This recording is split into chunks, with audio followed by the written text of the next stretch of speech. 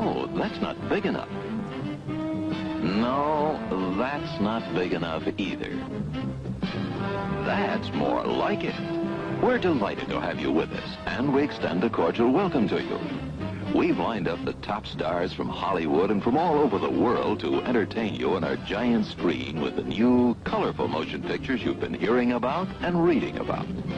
To add to your enjoyment, we're all wound up to bowl you over at intermission time with live wire service at our snack bar, where you'll find a tempting variety of favorite foods and beverages. Now it's showtime, folks, and you can be sure it's the best show in town. Your continued patronage is very, very welcome.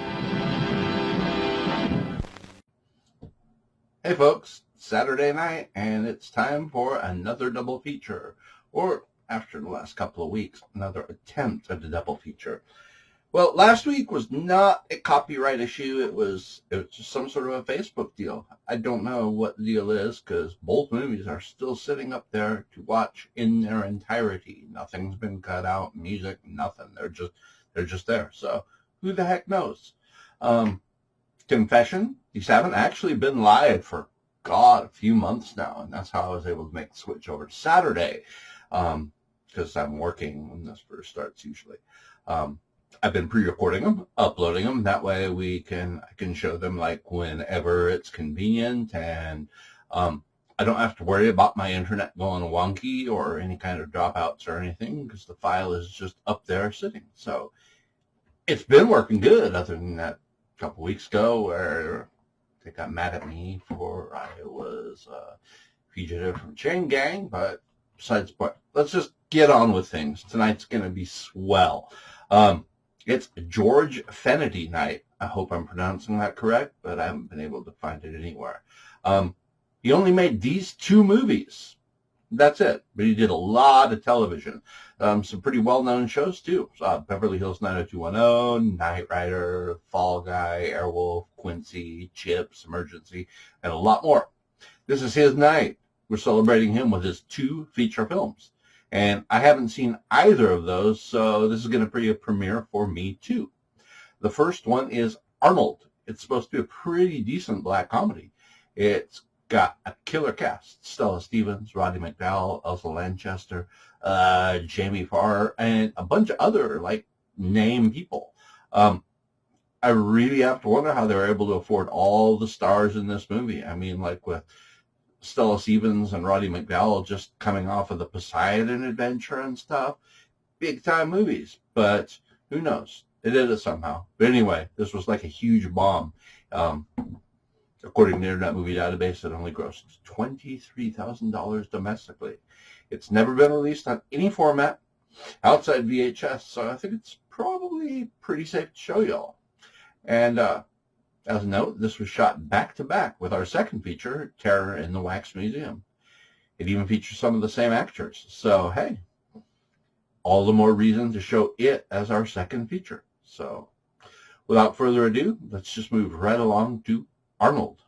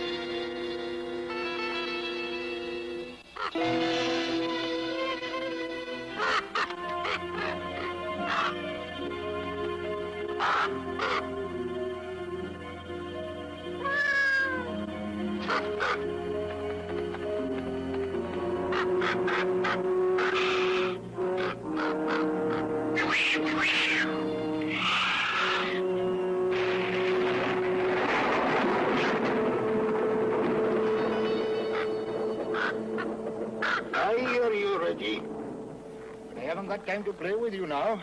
That pussycat's going to get you for din-dins one of these days. Go on now. Go on.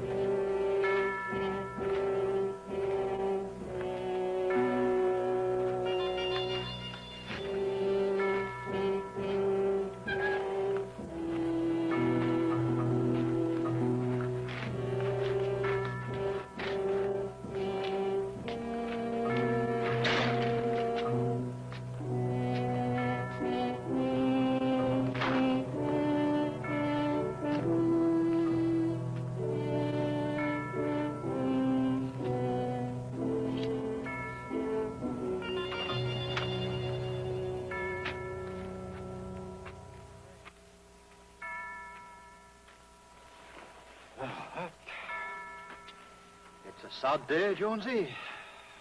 Well, in manner will never be the same now his lordship is dead and buried. No. Love has found a way on this our wedding day. Arnold, Arnold. And in a moment now we will take our vow. Arnold, darling Arnold, tender Arnold. How do I love thee? Just you wait and see. Arnold, Arnold. And let me count the ways through the nights and days. Arnold, you and me, darling Arnold. Warm, sweet Arnold. There's been a horrible mistake. They've mixed up the marrying with the burying.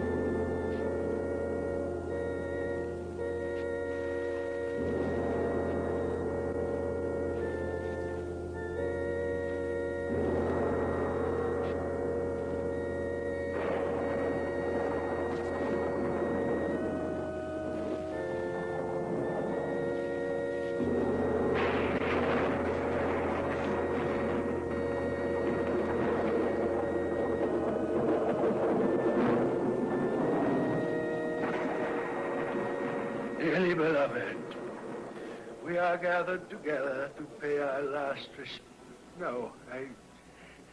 to join in holy wedlock this man.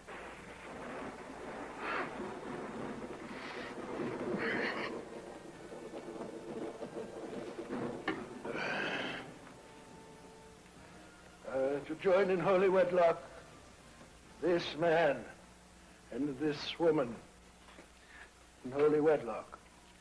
For inasmuch as this man and this woman have consented to live as one, sharing joys, sharing sorrows, sharing burdens.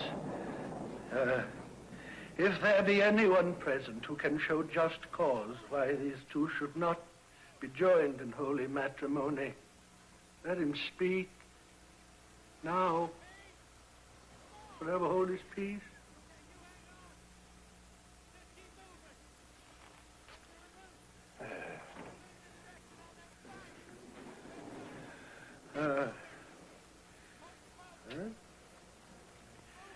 Karen and Arnold, do you freely enter into wedded bliss and, forsaking all others, promise to love, honor, and cherish, for better, for worse, for richer, for poorer, in sickness and in health, until death? No.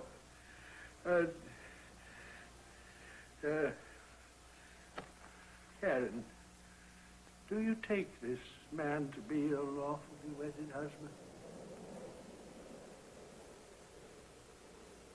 I do.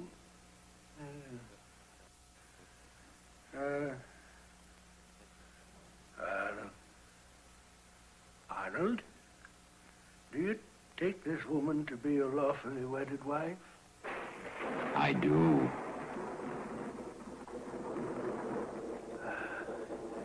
The ring. The ring.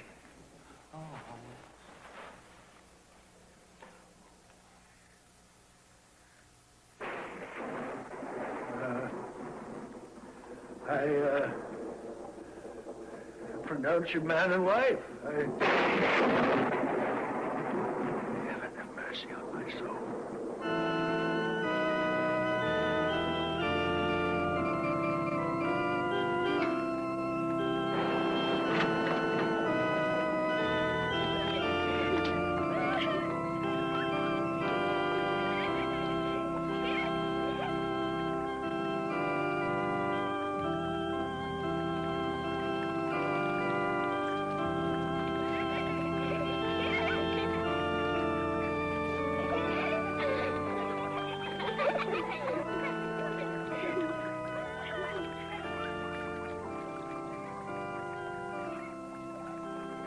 I'd not believe it if I hadn't seen it with my own eyes.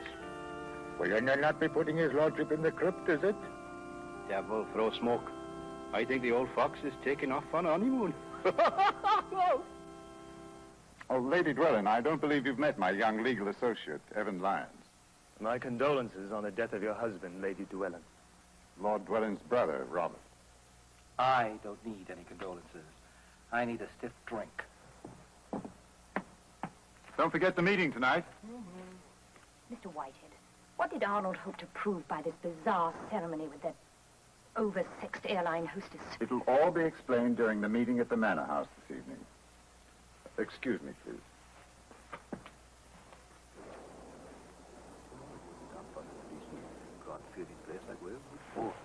I'm Douglas Whitehead, Lord Dwelling's solicitor. There'll be a brief legal hearing at the Manor House this evening, and I'd like all members of his lordship's staff to join us. You too, Constable. Oh, right, Joseph. Be a pleasure. That is, I'll be allowed, sir.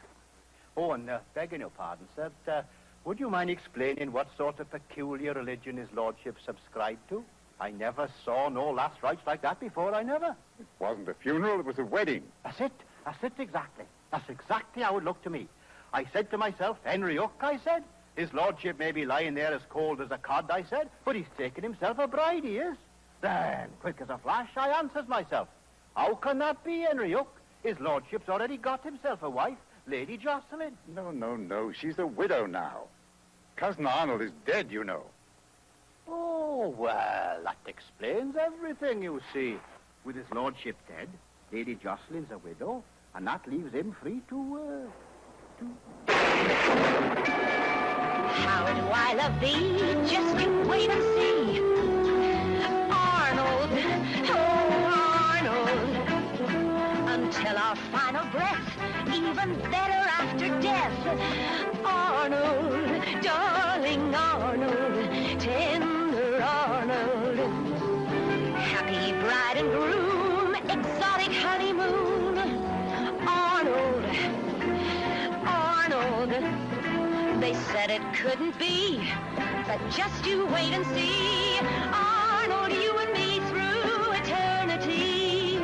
Oh, warm, sweet Arnold.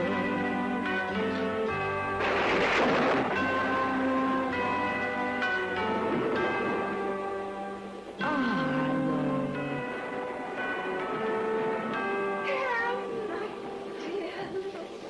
New sister. I'm so happy for you and Arnie. Thank Thank you, Hester. I wish you both many years of wedded bliss. I'm so glad you approve. Some sisters are overly protective. Oh, you're a perfect couple. I do hope you don't think ill of me for not attending the ceremony. Oh, of course not. I simply had to stay and prepare for the guests, you know. Besides, I'm afraid I would have embarrassed you terribly. I'm sure you wouldn't have. Oh, yes. I always weep so hysterically at weddings. Oh, I'm sorry. Here I stand chattering away, and I'm sure that you two lovebirds, will wish to be alone for a bit before the others start dropping in. Well, I'm sure these gentlemen would like to put Arnold down somewhere. Oh, of course. This way, in the drawing room, please.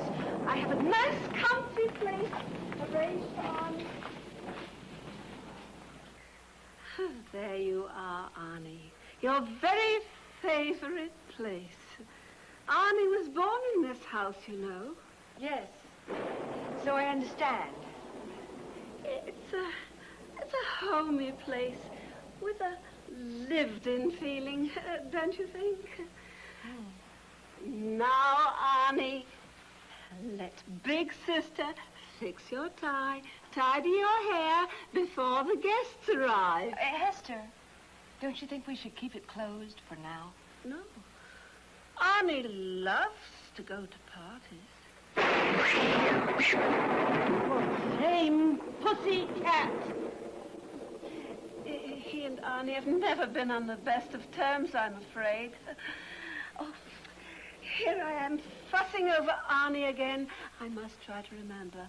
You're his new bride, and you'll be wanting to do these little things for him yourself now. The green button.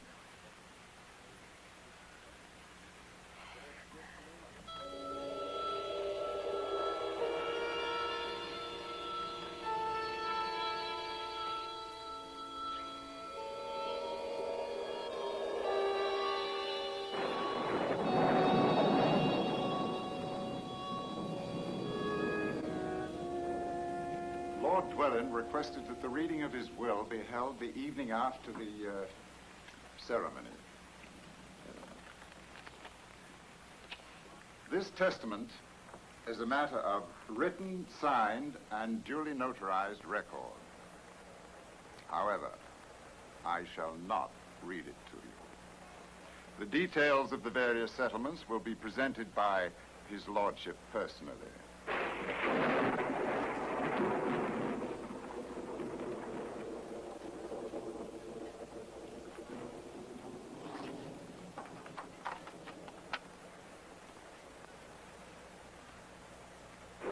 My dear family and faithful friends, thank you for attending the ceremony today and sharing with me my happiest hour.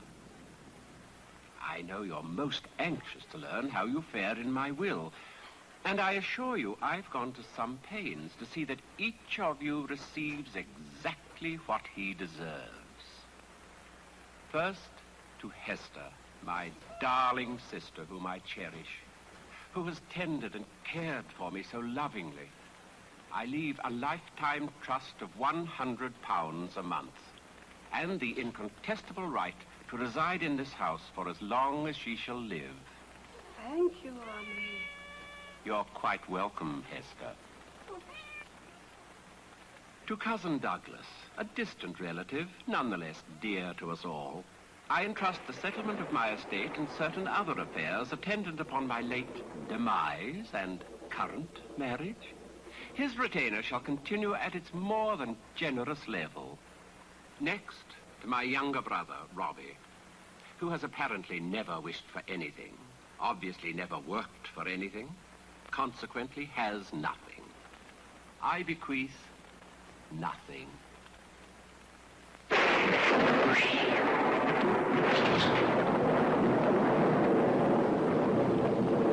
Ivy, never mind that. Light the candles.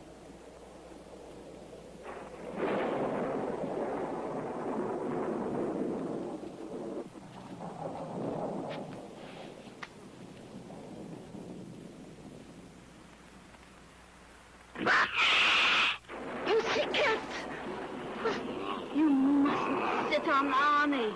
He's allergic to kitties.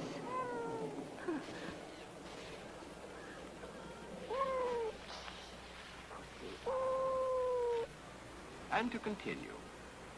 To my bereaved and grieving widow, Jocelyn, I leave that which she has always treasured more than me, her title, Lady Dwellan, and the Rolls Royce to help her maintain the facade of nobility she cherishes. Please remain seated, my dear. Since you refused the £1 million I offered for a divorce, money, quite obviously, means nothing to you. So, as a loving remembrance, a little gesture of affection, I give you 1 share in the Lady D Cosmetic Company. 1 share? What about the rest of the estate? As for the rest of the estate, which everyone knows is monumental, I leave it all to my lovely, adorable bride, Karen. Sole ownership of Dwellan Chemicals and all subsidiary companies, stocks, bonds, and an enormous hoard of cash, which is safely deposited in a vault, the location of which I shall reveal in the near future. Dear, sweet Karen, even though frustrated by the knowledge that my heartless wife would never grant a divorce, and knowing that for the past 2 years I suffered a terminal illness which might bring the end at any moment, you remained my warm and tender lover. Just as I know you will abide lovingly by the terms of this will and our premarital agreement to keep me with you always, just as you see me now. For as long as you shall live.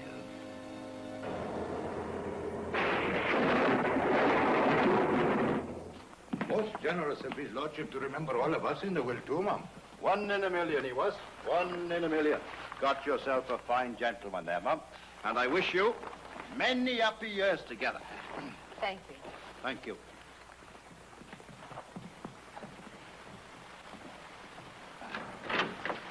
Oh, lovely day for this sort of a wedding. Cheerio, Mum.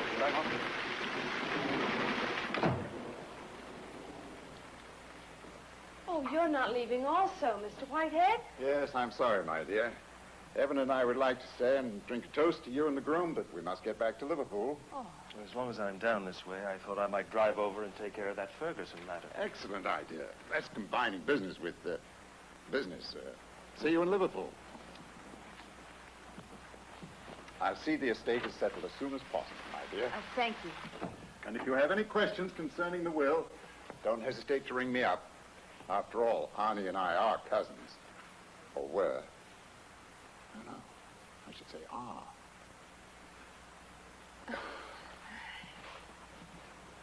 Oh, there is one other little thing. About the money Arnold mentioned. In some vault? I'm afraid I haven't the foggiest notion. Oh. Well, it's really not important. I was just curious. I'm sure you'll be informed of its whereabouts soon enough. Arnold always provided for every contingency, and this time he seems to have outdone himself.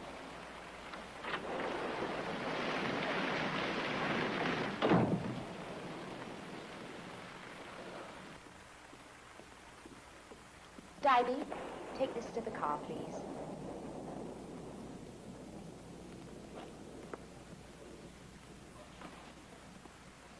Jocelyn.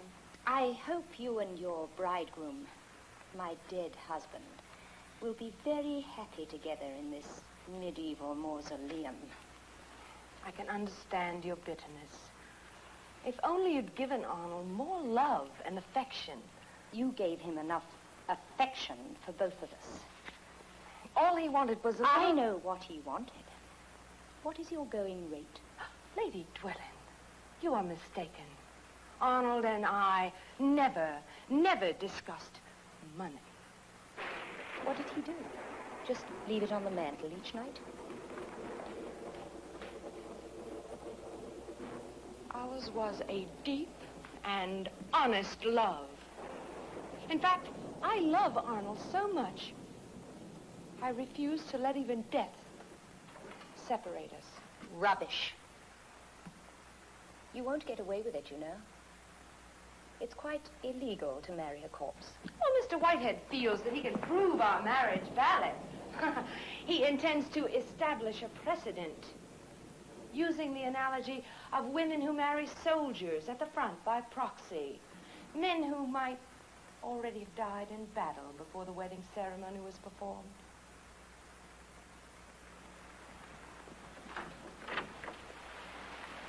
The courts will award me the entire estate. I am the rightful heir, Arnold's one and only wife and widow. Happy honeymoon, you bitch.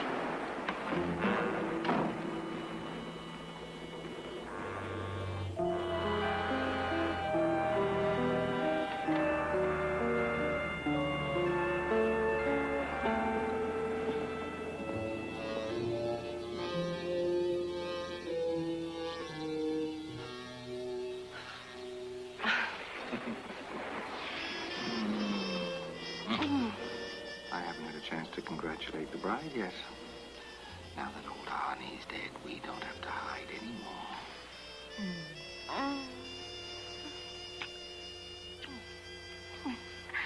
Come on, throw. But not in front of Arnie. Huh? Why? I get the creepy feeling he's watching us. Oh, come on. Old Arnie can't see a thing. See? Dead as a sausage. Oh, but he looks so alive. I must say he never looked better. Those eyes, that smile, they make my flesh creep. Well, you must admit, that is a fancy piece of marinating. Can you imagine devising a method to have the joints of your corpse articulated so you could be moved into any position you like, just like a bloody puppet? I know. Let's dress him up in his shorts and stand him out on the croquet court. Roddy, that's sacrilegious. Look who's getting squeamish. You married him. You know why I married him. Oh, I can't stand even being near him. I have to stay here to inherit the estate. We are going to hire the best solicitor in England and break that ridiculous agreement. I am the one you are going to spend the rest of your life with. Karen, dear, oh, the postman brought these, and this one is for you. Oh, are you three having fun?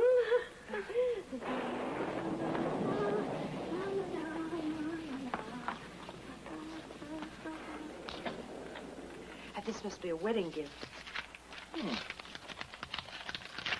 It's another tape.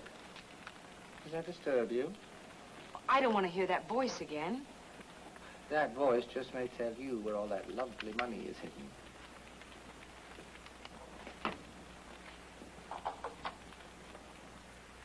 Little Robbie, you disgraceful blot on the dwelling escutcheon. You've always coveted everything I owned, and now you hope to take my lovely bride away from me. He knows about us. Oh, yes. I know how you feel about dear Karen. What are we going to do? Karen! He's always been so damn You jealous. must be rational. But he made this tape before he died. If he really is dead, it was timed so perfectly. How could he know you would be here when it arrived? Coincidence? No, of course not. Arnie knew me so well he could anticipate my every move.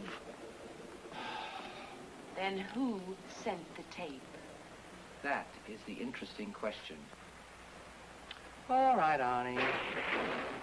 Who is it? Who is trying to drive us bonkers? Did you make an agreement with Cousin Douglas? I mean, he'd do anything for money. Was it doddering old Hester? She always did anything you wanted. Or is it that Hindu spook that you picked up in India all those years ago when he lost his arm trying to save your miserable life? He worshipped.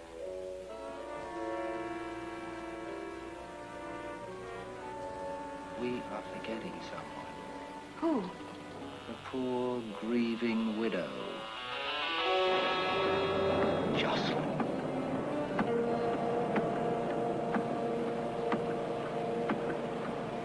Well, darling, what do you think?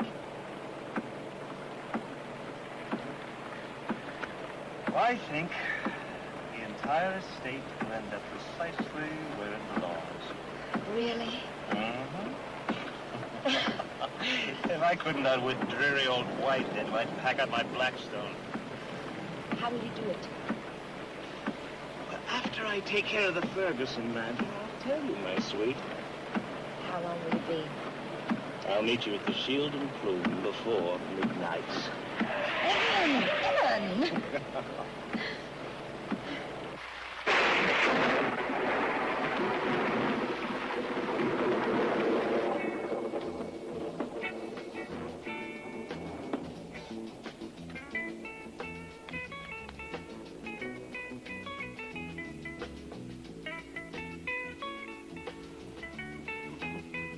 Your move, Flo.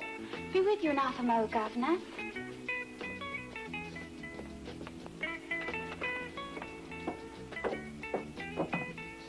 Now, where was I?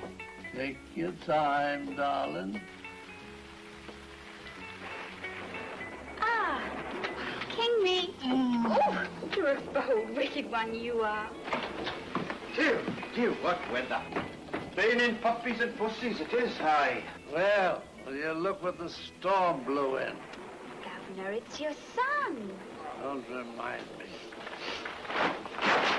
Oh, yes, sorry, I got you all wet, didn't I? And you inside thinking you was going to be dry. Hello, Di, how are you? Show my. Good evening, sir. Evening, Governor. Well, how's my sweet Flo this evening, eh? Come on, give us a kiss, then. There's lovely, eh? Listen, I was at a wedding today, and it reminded me, when is you and me going to nip down the island? All in good time, Henry. Oh, come on now, Flo. Been betrothed for a year, we have. All this waiting, it's very hard on a man, you know. Why ain't you out on your beat? It's raining out, Governor. You never knew when to come in out of the rain before. Well, what with the storm and everything, I thought you might fancy a ride home in my handlebars. Oh, that's sweet of you, Henry. And then, perhaps we could pop up to your flat and watch the television with your mother. Listen to him. A ruddy sex fiend. Miss, Yes, Mum? I'm going to retire now. I don't wish to be disturbed by anyone. No, Mum. I'll see to it. I never knew a ladyship was staying here.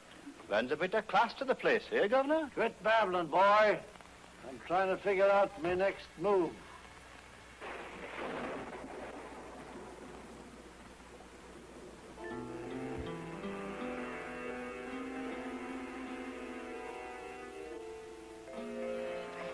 What an idiotic man you were, Lord Arnold Dwelland. And that bizarre and ridiculous marriage. You simply couldn't bear to think of losing your sweet young mistress, could you? Well, I have a surprise for you, too. My years with you weren't all as dreary and barren and loveless as you imagined. I also had a lover. Someone you never even knew. He'll be here shortly to keep me company and to talk about breaking your ludicrous will. You can simply sit there and watch and do nothing. Because you're dead, Arnold. And I'm your widow, not your ex-wife. Despite that farce of a wedding you staged today,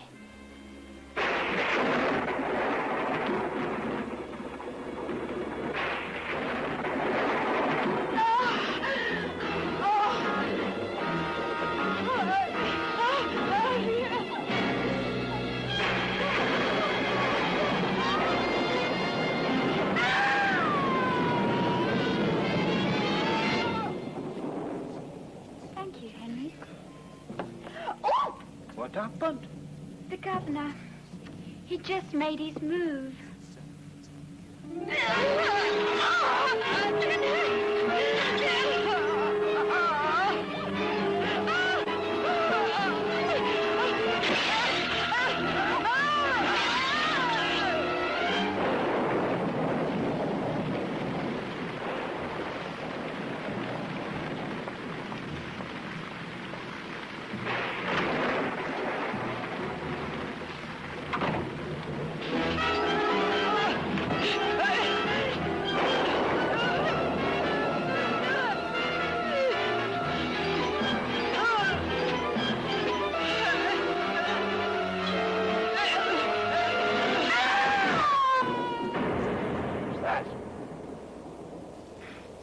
what?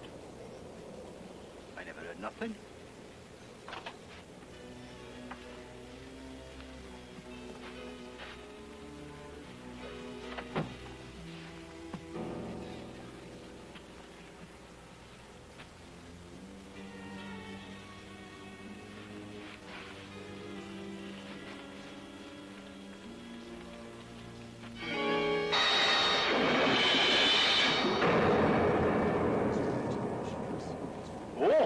Upstairs. Excuse me, I'll investigate.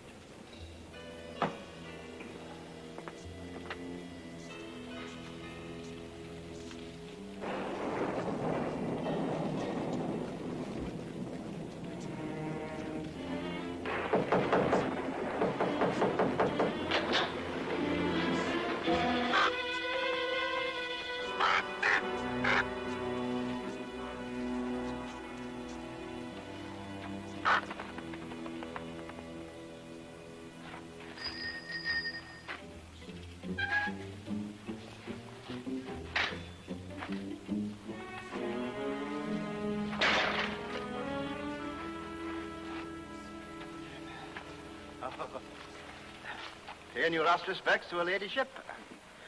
It was a terrible shock to all of us. Oh, up or down, don't know. Happens to us all sooner or later, you know. And it all ends right here. That's not a very comforting thought, Constable. Well, Mum, at least you're the sole surviving widow of Lord Arnold now. She's not a widow, Constable. She's a new bride. Oh, I'm sorry, Mum. Always forgetting I am. There's a strange one it is, ass. Have you completed your investigation of the tragedy? Oh, it's all in my report, Mum. Her ladyship was putting a bit of goo on her face just before bedtime when this dreadful thing happened all of a sudden, like. Bits and pieces of her face fell off. Oh, peeled like a ruddy onion she was, yes. If you don't mind my saying so, that goo was a real wrinkle remover indeed. Oh, Karen, poor dear. Jonesy, I've been wondering. Yes, Constable, look.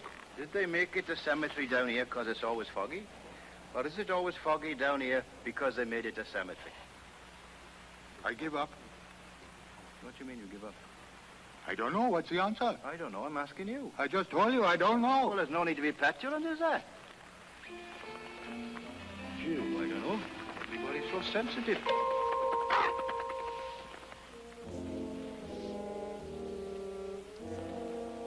Kill that bloody raven one of these days.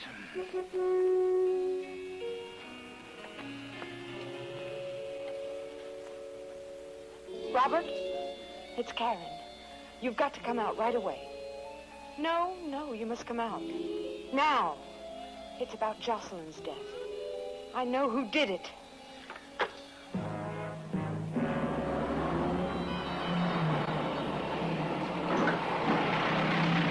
Who did it? Arnold. He put something terrible in her face cream. Karen, are you going round the bend? He did, Robbie. The cold cream is what killed her. Constable Hook told me.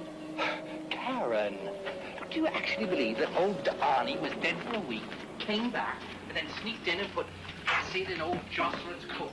Oh, come on. Well, if he didn't come back, then he planned it somehow. Well, why be so upset about it, damn it? If old Arnie did do it, then I say, bless his rotten soul. Why? What? Because there will be nobody left to contest the will. The money will be all yours. Ours. Oh, really, you simply must look at these things properly. What do you mean by sneaking in here like that? Don't you ever announce yourself?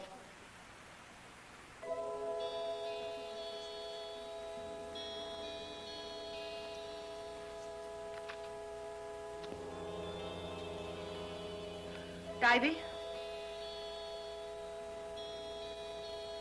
When did this come? The postman has already been here today. Was it delivered by messenger?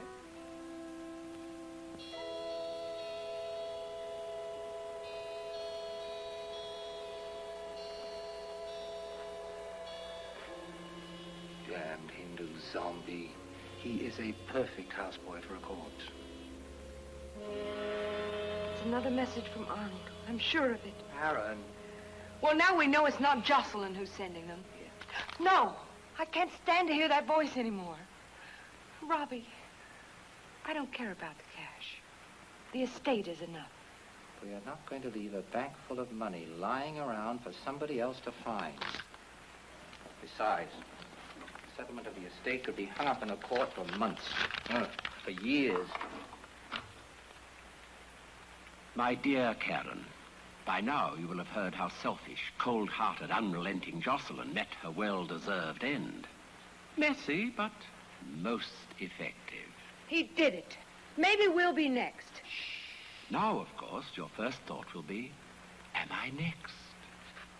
Dear, dear Karen, can't you understand that all I wish is to be with you always? Can't you find it in your heart to live up to our agreement? If not, I fear your weakness will destroy you, my darling. And loathsome little Robbie as well. Now, is enough! I don't have to listen to you anymore. He'll get us, Robbie. Somehow, some way. I know he will. I can't stand it anymore. Karen! Now be quiet. Let me think.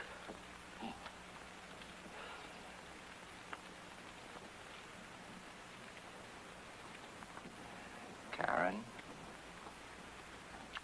it is apparent that old Arnie made a very deep psychological study of us. Her face. Now, don't worry. We can fox him. How? He has a fixed plot. He can't change it now, but we can. Maybe you're right. Of course I'm right. Now, you and I are going to make our little plan.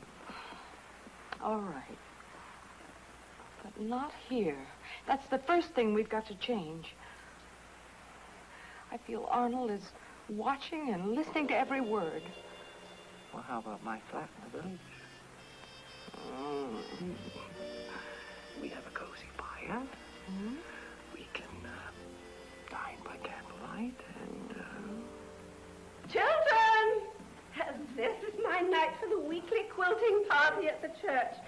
I do hope you can manage supper alone, dear. And I fed Pussycat. Oh, well, it's quite all right, Hector, because Robbie and I are driving into the village for supper. Oh, how nice. Getting to know all the family. I'm sure Arnie would approve your going out once in a while. We can drop you on the way, sis. No, thank you, Robbie. That's sweet. But I enjoy the walk across the moors. The heather smells so delicious just after sundown. Ta-da. Oh. Ta-ta. Divey. Divey.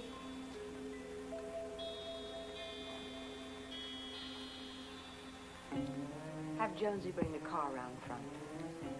Please.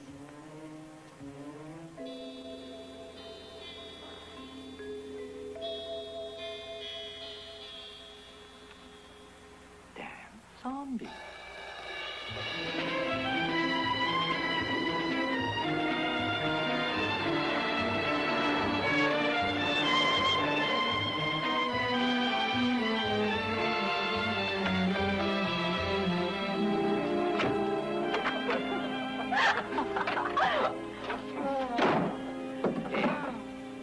I'm so glad you stopped for champagne. I really feel like celebrating now that I'm out of that awful house. Who needs champagne?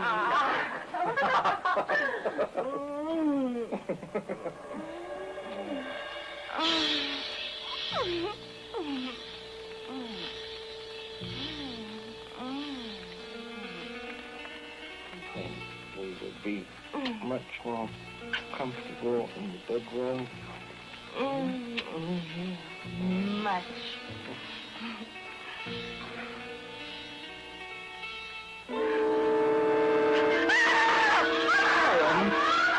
What the hell is this?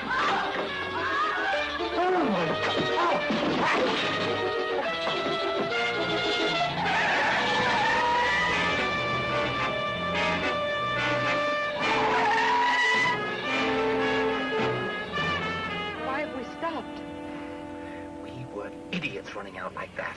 That's just what Arnie wanted. Robbie, how did he get there? Somebody brought him, and whoever it was is moving him back to the manor house right now. If we hurry, we can catch them. Robbie, how? How could it...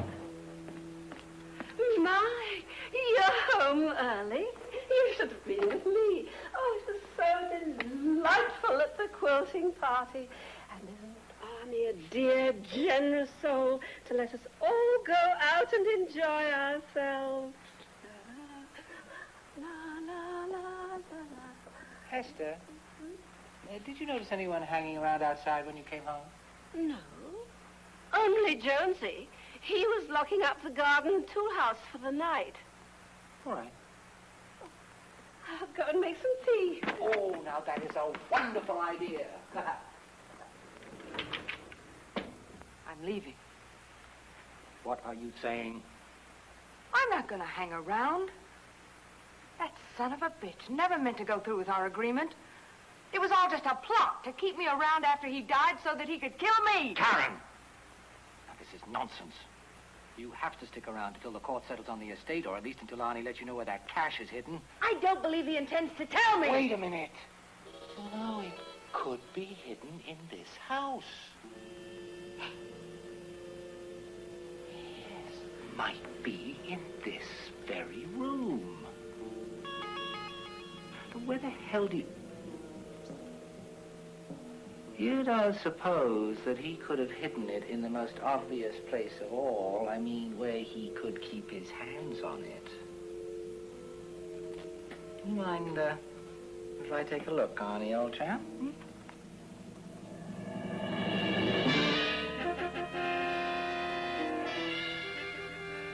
I don't believe him. What is it?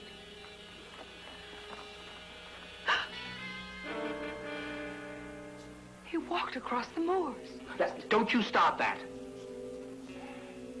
Whoever moved him just dragged his feet a little. Well, obviously the money is not in the coffin.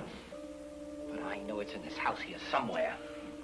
And if he doesn't tell us about it pretty soon, I tell you, I'm going to tear this damn place apart. Well, I'm not spending another minute here. All right. All right. You can go to my flat. No. I'm not going there again either. Good God, girl. All right, then. I'll take you to an inn. What inn? What inn? Some inn, an inn. I mean, that should calm your supernatural fears. How the hell can he know where you're going if you don't know? I'll change my clothes and pack a bag. I need something, too. Yeah, I think I'll borrow one of your suits, Arnie. I mean, you're not going out again tonight, are you, old chap? Tara. You feeling better? I will when we're out of here.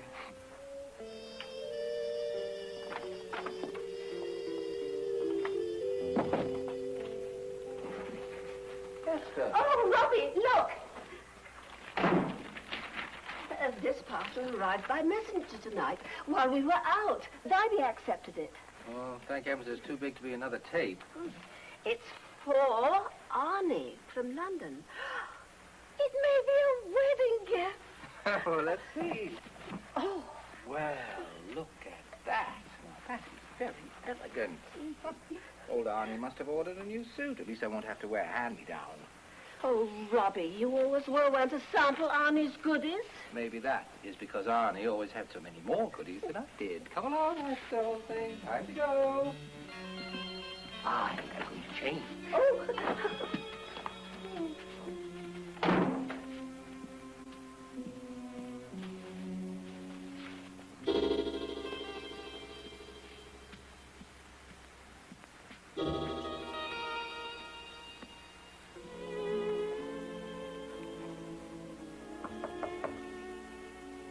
Karen.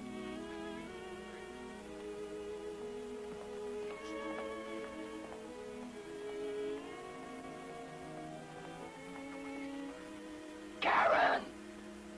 I'm not dressed yet. Oh, no, let me in. Robbie, not now. Be patient. I'll be right down.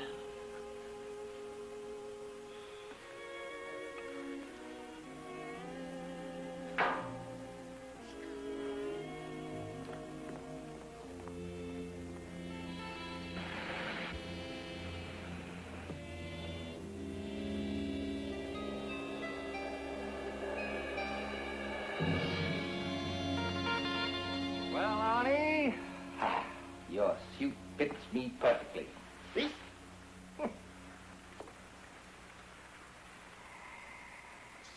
Just the way your whole life is going to fit me. You enjoyed seeing me penniless and disowned while you built up your own miserable fortune, didn't you? And spit on me in your will. You bastard. I'm going to get everything that you hoarded in your whole miserable life. And by the simple and delightful device of stealing your sweet little bride. She, never was really yours, you know. No. Not even when you were alive. What's the matter, Arnie? Nothing to say? No tape for that, huh? Things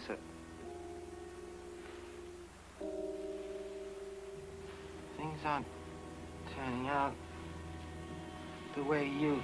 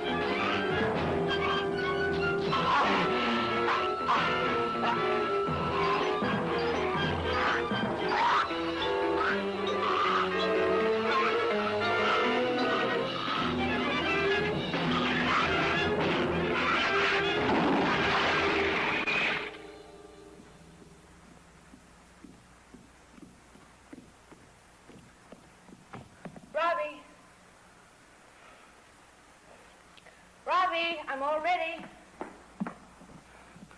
Run.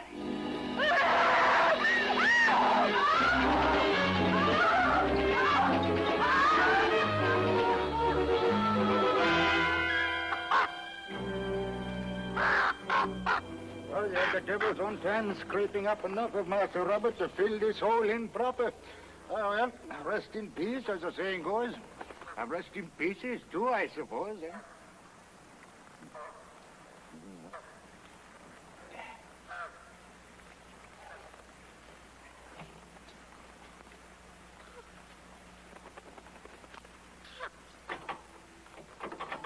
Poor lady dwelling. Dreadful shock, you know. Master Robert popping his buttons right in her face that way. Yes, his buttons is all that was left of him, poor chap. No move, Flo. Jonesy, fancy this. Well, I just got back from picking up the post. Oh, I thought perhaps I might indulge myself this half pint, please, love. Yes, these gloomy days you could do with a bit of cheer. Here you go, love. Well, up the alley here. Right up.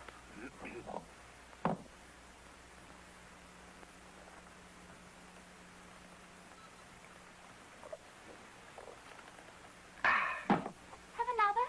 No, I'd best be getting back to Dwelling Manor. May have another hole to dig. Bye, all.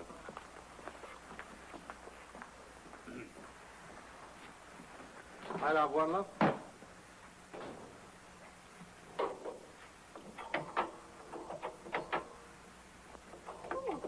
Jonesy forgot his package. I'll have to run after Oh, him. wait a minute, Flo, love. Let me see that. There you are, you see. It's addressed to Lady Dwelling. I'll take it to her when I go to finish my report.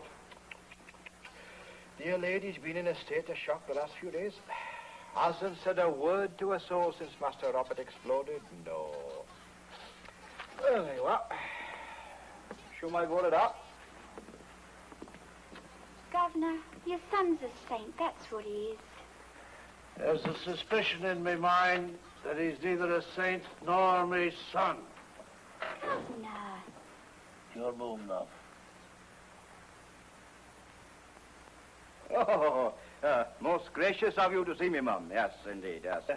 There's only one or two bits about this puzzling case I'd like to clear up. Of course, Constable. Begging your indulgence, your lordship, I'll only be a moment. Yes. Now, as I stated in my report, Mum, I found the assorted bits and pieces here in the drawing room. Yes. There was this head on the mantelpiece. All blue it was, and blown up like a ruddy circus balloon, yes. But I made out Master Robert right enough. Yes, I understand. Vividly.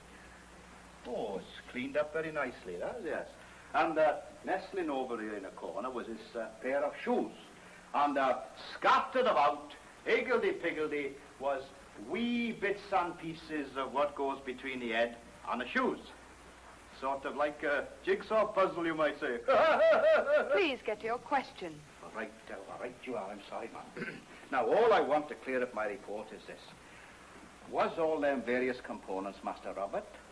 Or might they have been Master Robert and some other person? And one of them, a midget. There was only Robert. Thank you, Mum. That saves a lot of further fuss and poking about. Odd sort of accident, really. Very odd, yes. Combination of too much heat and too much brandy, I suppose. Yes, maybe. I don't know. Good day, Your Lordship. I must say, His Lordship's holding up remarkable. Oh, remarkable. All he takes, I suppose, is a bit of dusting off now and then. Well, we just sing 3 Oli-Olis and push off home. Oh, you, I almost forgot. This is for you. Jonesy left it at the pub a bit ago. Well, good day, Mum. Good day.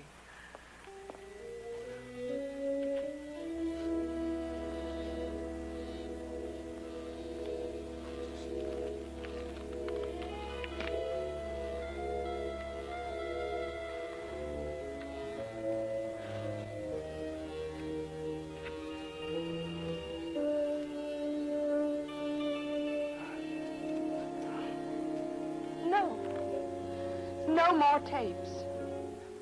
Arnold? I'm leaving you.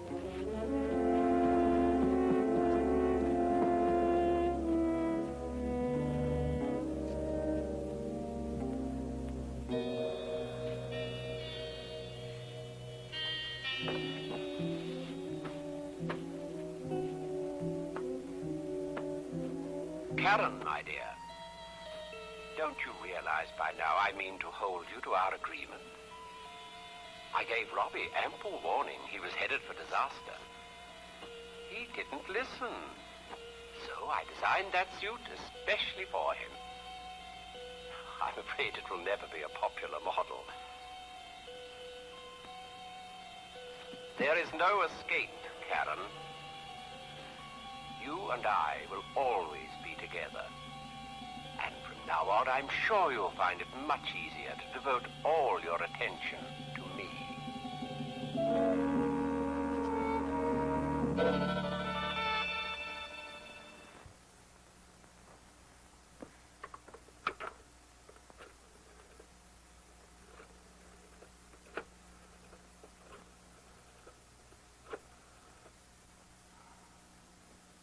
Douglas Whitehead, please. I'll take it in here, Miss Matthews.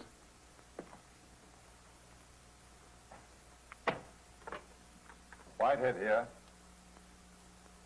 Oh, yes, Lady Dwellings. I was going to ring you up. I beg your pardon?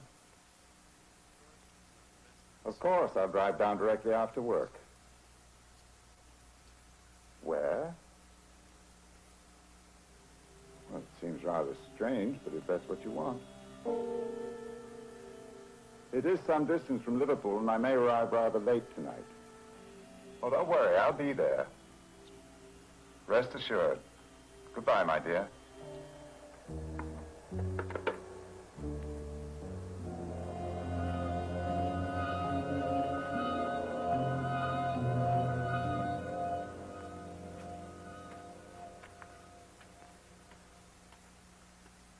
Ah, there you are, my dear. Oh, Mr. Whitehead, I'm so glad you drove down.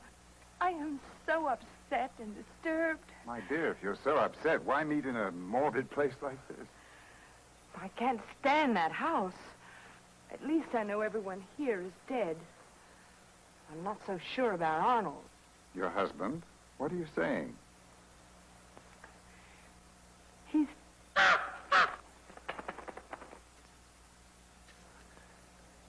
He's going to murder me. Arnold murder you? Preposterous. He's already murdered Jocelyn and Robbie. I will be next. I know I will. My dear, rarely does a dead man commit murder. If he really is dead. What on earth are you trying to tell me? No one was with Arnold when he died. He could have paid the doctor to falsify the death certificate and then substituted that thing in the casket. But why would he do a thing like that? Who knows what went on in that twisted mind of his, or what's going on now. Oh, Douglas, I'm so frightened. Please help me, please. Of course, yes. Of course I will, my dear. If I have to go on living with that thing, I'll go mad. There must be some way to free me from that sadistic agreement I've signed.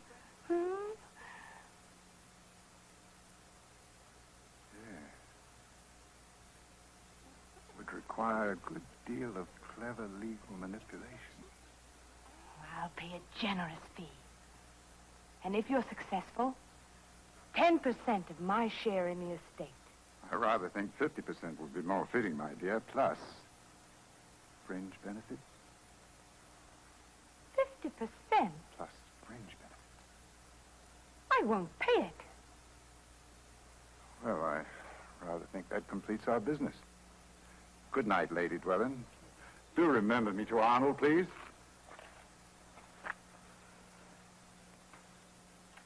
Douglas?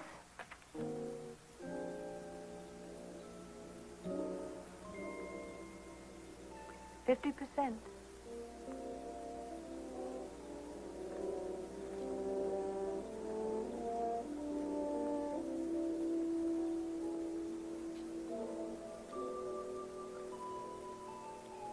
Plus fringe benefits.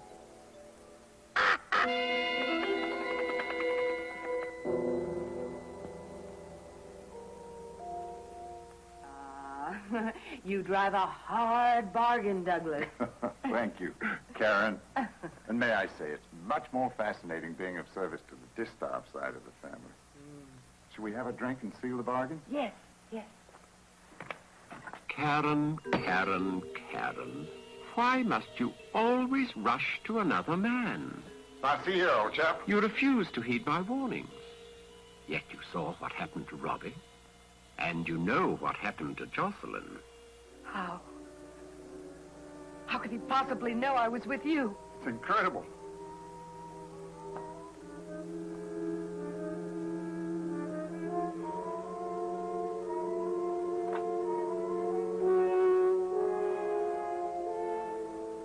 That's a relief.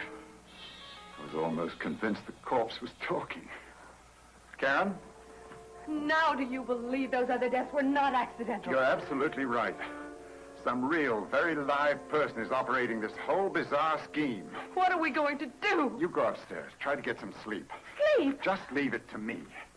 I have a scheme, too. Now, please run along.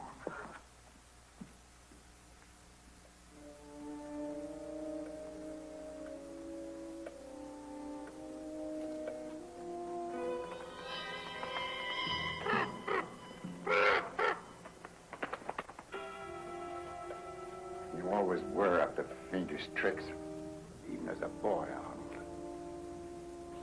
I had to knuckle under to you then and for a good many years since. But now I needn't. I'm going to end up with both your boodle and your bride. And when that jolly little friend of yours, whoever it is, comes sneaking in tonight to remove or change that tape, he's going to get it hot off the goose.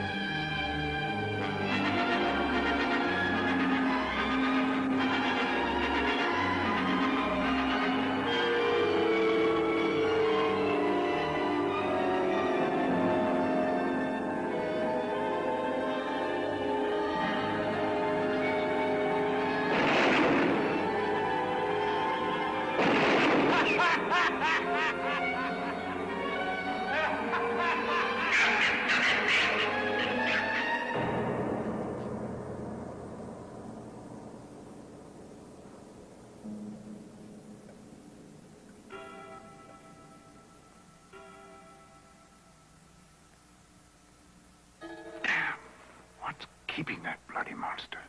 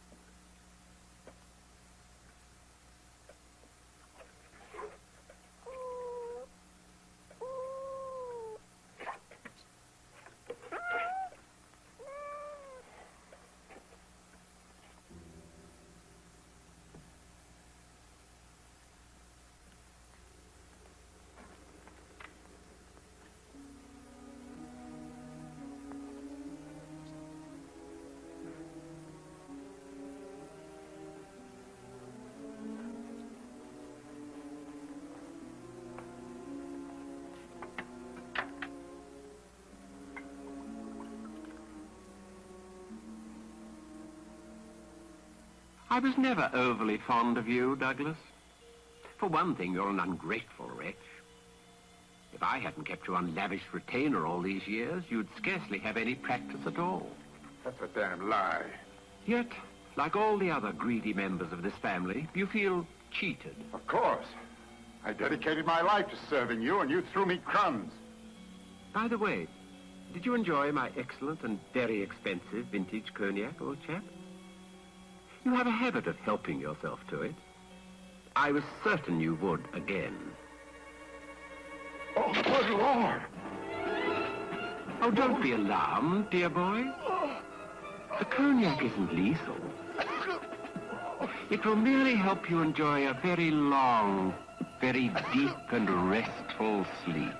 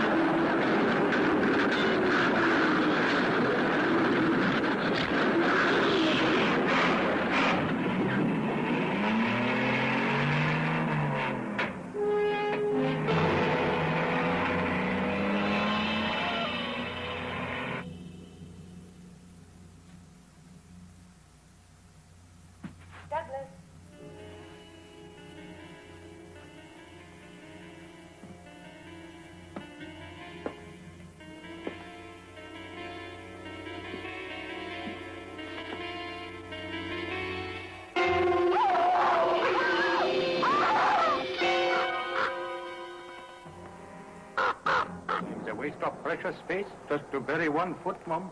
Yes, pitifully small remains. Are you certain that it was Cousin Douglas? Oh, yes, yes. All in my report, Mum. The foot wasn't a great deal of help. Man's foot it was, size 10, double A, well kept, and the sock was in rather nice taste, but the leg suspender was a little garish for my liking. No identifying marks or wounds, unless, of course, he was to count where the ankle was cut off. No, real puzzler it was. And then I put my investigative skills to work. Traced the boot to a firm in London. They made this precise foot gear up special for Solicitor Whitehead. Yeah, seems he had some sort of inverted instep, you know. Very clever, Constable. How do you suppose that dear Douglas met with such an unfortunate accident? Plain and simple. Yes, it's all in my report. You see, the trail of blood went from the boot out into the street. Hit and run it was. Dead of night, dark street, black suit. Oh, never knew what hit him. No. Poor chap. I should think they'd be picking up bits and pieces of him between here and Liverpool for some time, I should wonder. If the cat drags in any new bits and pieces, Jonesy can dump them in the pit as they pop up. Crikey, many's the time I've heard the expression of having one foot in the grave, but... But what? But what? It's an expression. One foot in... Oh, never mind.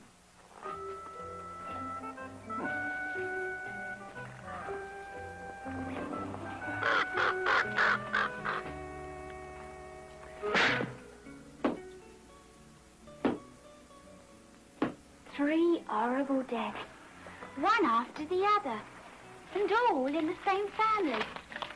Don't that lead you to suspect a bit of foul play, Henry? No, Flo. Nasty accidents it was. A rash of accidents. Rather localized, you might say. But how can you be sure? Oh, when you're a skilled criminologist like myself, it's as plain as a nose on your pretty little chest. Face.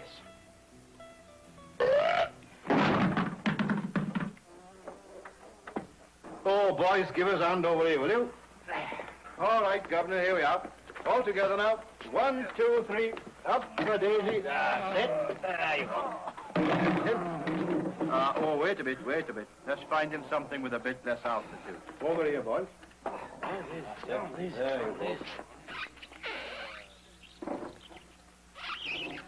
Thank you very much, boys.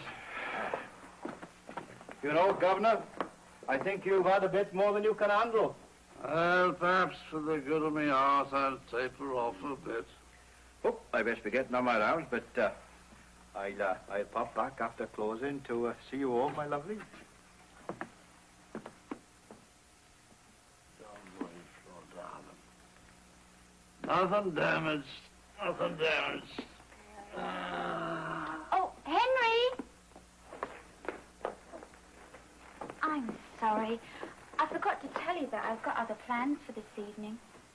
Oh. Putting me off again, are you? Listen. A man can take putting off just so often. And I'm asking you straight out, are you and me engaged or not? Oh, of course, Henry. Well, that's more like it then.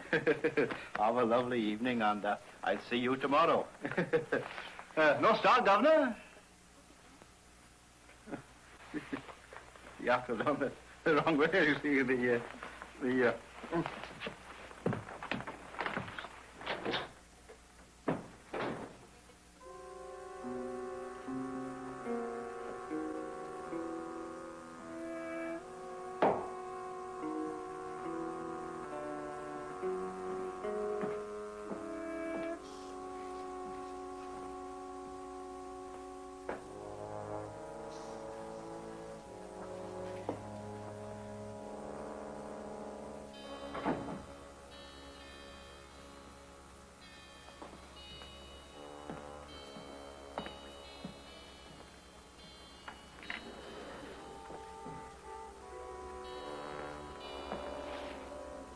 Thank you.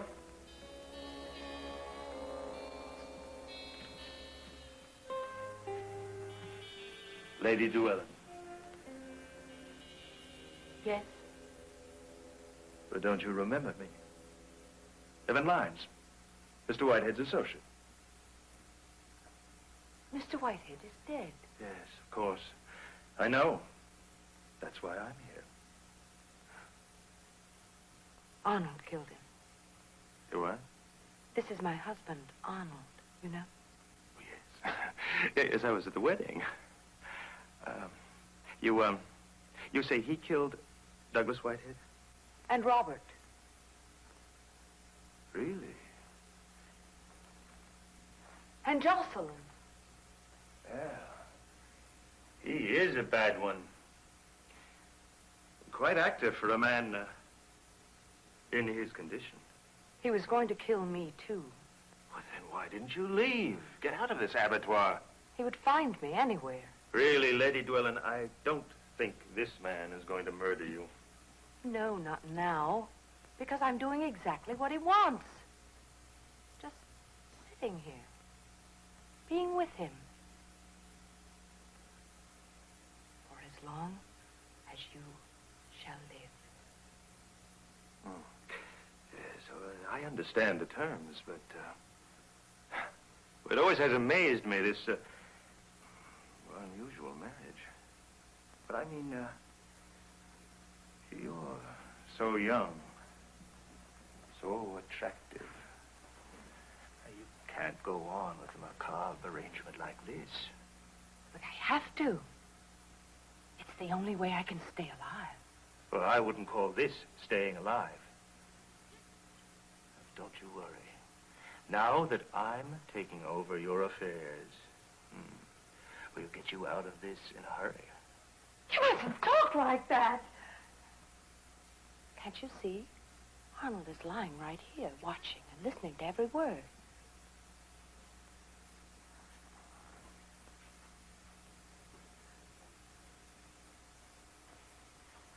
Now you see him?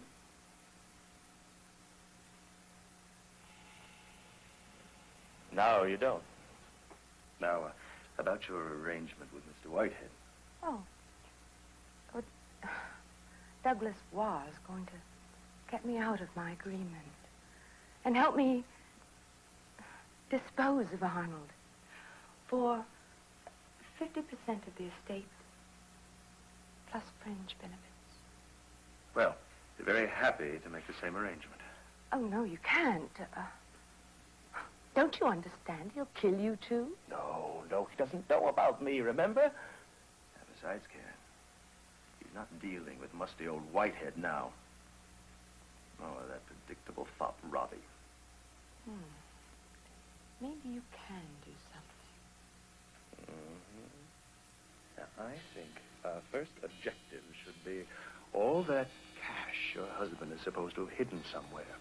Now, others are no doubt looking for it already. Where did Arnold spend most of his time? He had a private laboratory in the cellar. I've never seen it. Well, that sounds like an excellent place to start. Yeah. When we get around to it.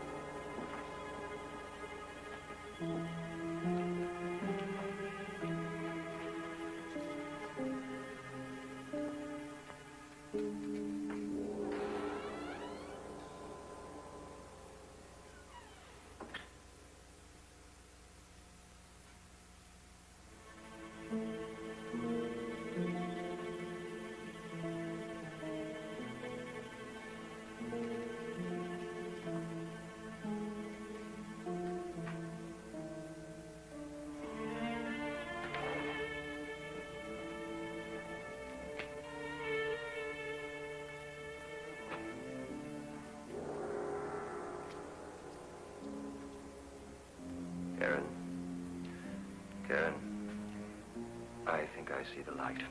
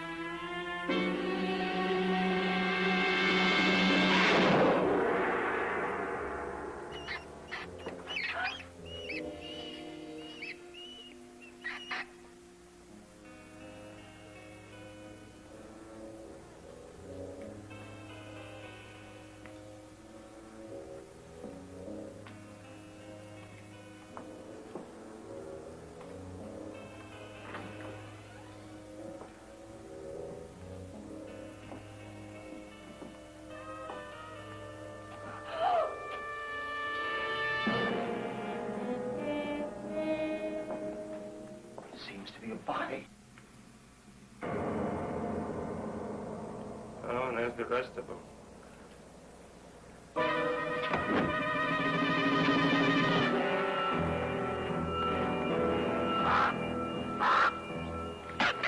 Bloody raven. Here now, Constable. You stop that. Reggie there don't mean no harm. They say when a raven sits on a tombstone, another death is about to happen. Who says? They say. Oh, they. It's a very old saying. And if there's one thing we don't need, it's a ruddy raven helping out, Jonesy. Well, there has been a lot of dying around here lately, and that's a fact. Yes.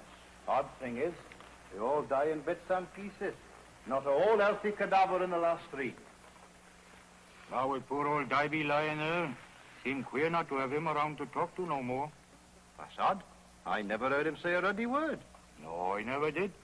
But he could listen a blue streak. Now, have you solved the mystery of how he happened to lose his head all of a sudden like, huh? No mystery? No. You see, there was nothing in that wall cupboard where his head was found, except his head. So we can rule out that he was up to a bit of light finger work. No. My deduction is he was doing a bit of dusting around, you know, cleaning up like a good chap. Then he slips and accidentally presses a button that closes the door. Well, he was always a bit awkward, handicapped with that hook hand and all. No. Killed in a line of duty is my report. Hard work done him in.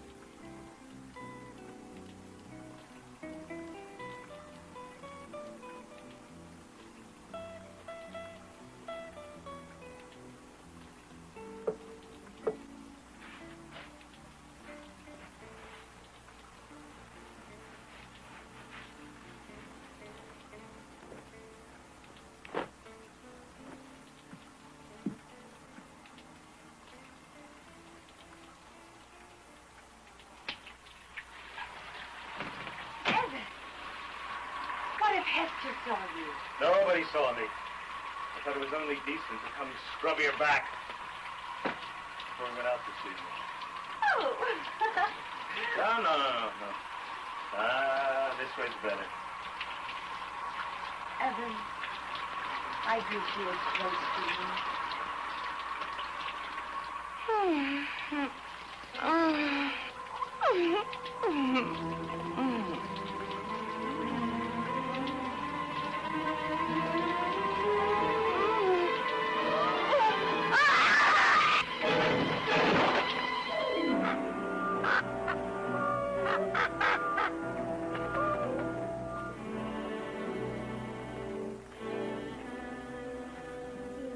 Sweet little Karen.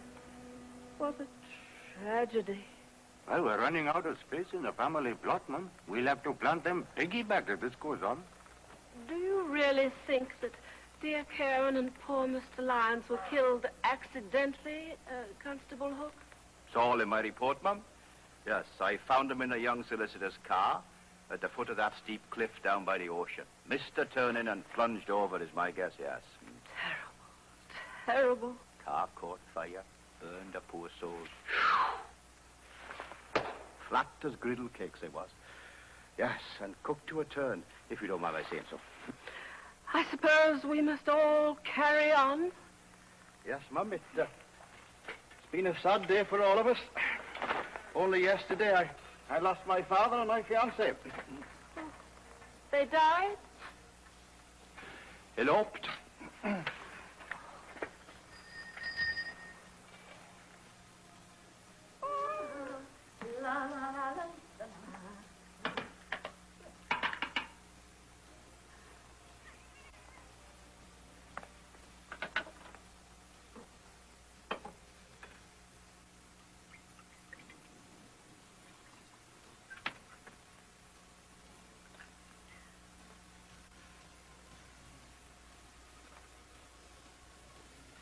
Well done, my dear, devoted Hester.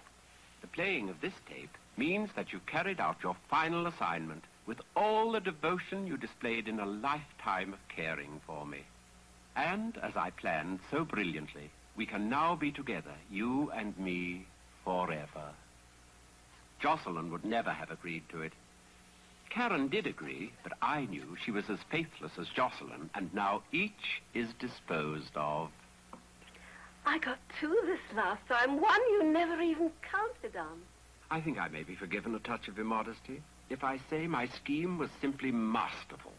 My psychological skill, my ability to outwit and outguess easily prevailed over all those greedy little people. Oh, Superb. shut up, Arnie! Your skill, your wits, your genius. Without me, your plot would be nothing but yards of ridiculous tape. I timed the arrival of the tapes and the suit. And I told Jonesy how to get Karen and the solicitor into the car. And Cousin Douglas into the trash box. And all the other details. Oh, foolish Arnie. Did you really imagine that I'd keep you around forever? Like some monstrous stuffed animal? I only used you, Arnie. Just as you used me. Nighty-night, Arnie. I'm going to tuck you in nice and warm.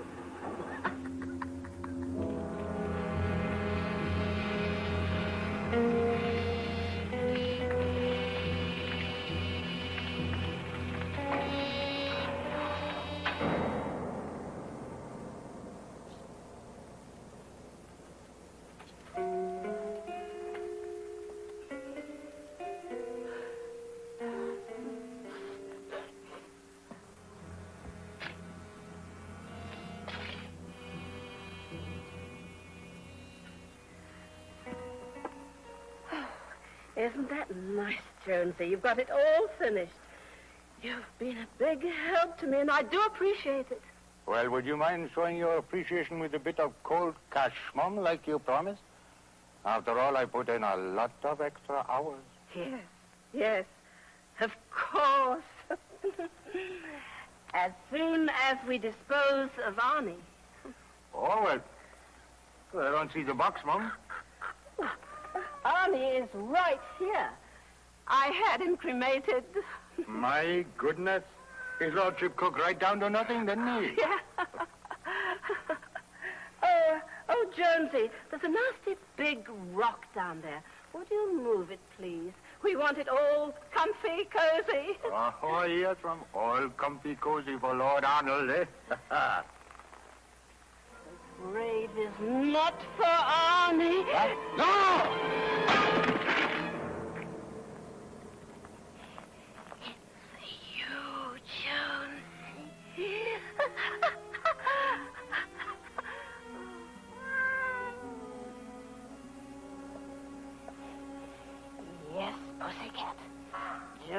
a greedy one. He's a good and faithful workman. He even dug his own resting place. Come along, Arnie. When we put dear Arnie away in the crypt, everyone will be in his proper place. That nice pussy cat. Now, you and I can peacefully enjoy what all the others were fighting for.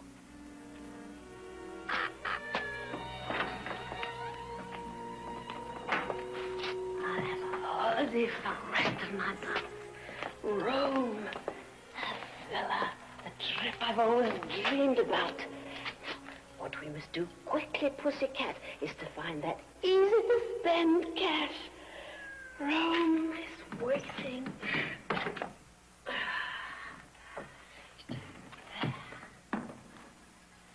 Say nighty-night to Uncle Arnie, pussycat.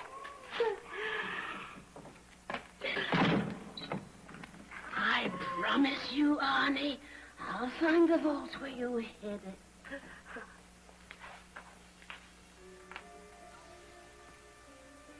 Of course. The vault. Of course.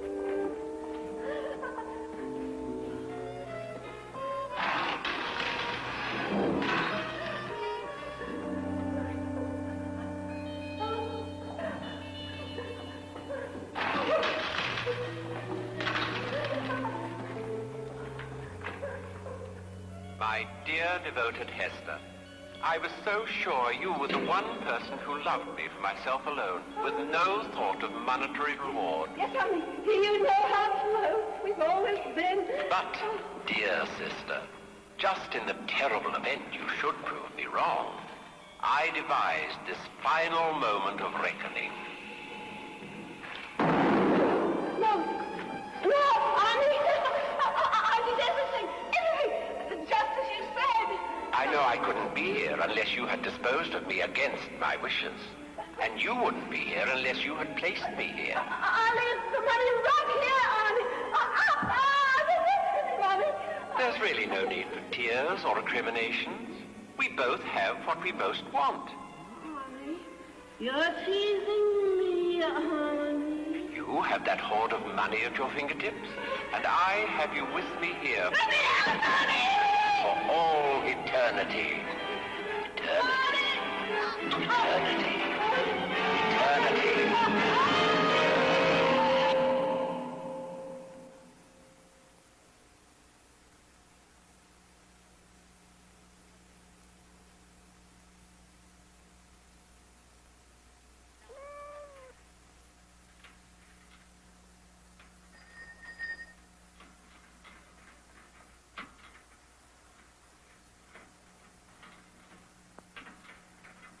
Well, pussycat, it appears there's nobody home up at the manor. Lady Esther must have gone off on that long trip she always dreamed of. Yes, yes. Well, after all she's been through, she deserves it.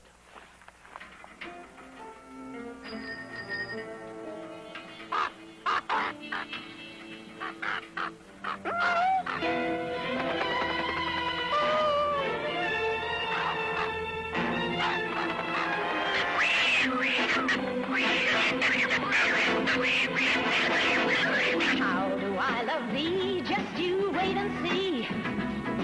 Arnold, Arnold, and let me count the ways, the nights and days.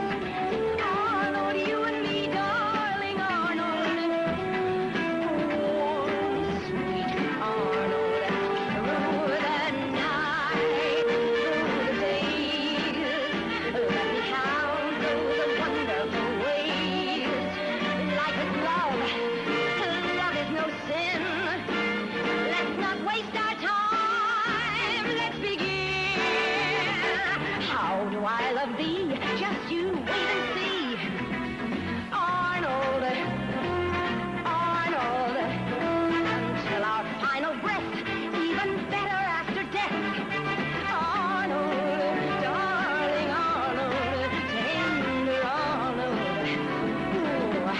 bride and groom, exotic honeymoon. Arnold, Arnold, they said it couldn't be, but just you wait and see. Arnold, you and me through eternity. Warm, sweet Arnold. Oh, Arnold. Arnold.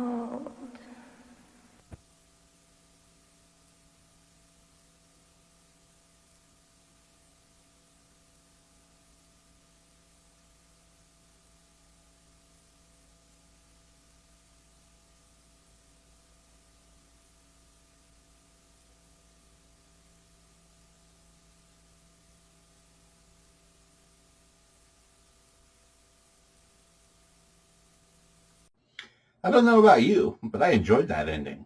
Both of them. The ending with Elsa Lanchester and the ending with the cat.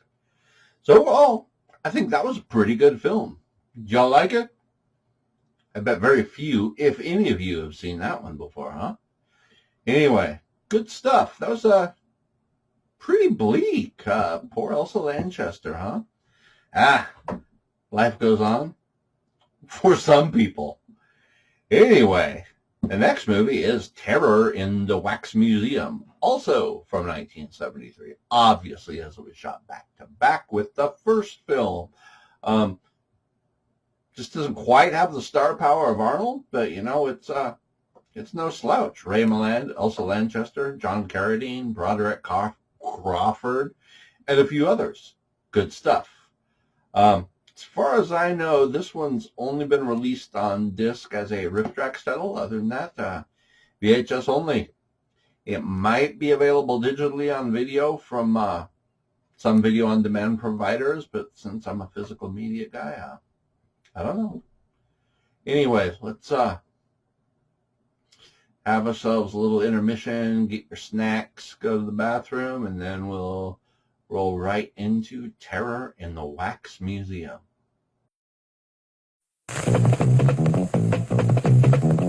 Good evening, ladies and gentlemen. It's intermission time. You now have 10 minutes to stock up on the tasty treats offered at our refreshment stand.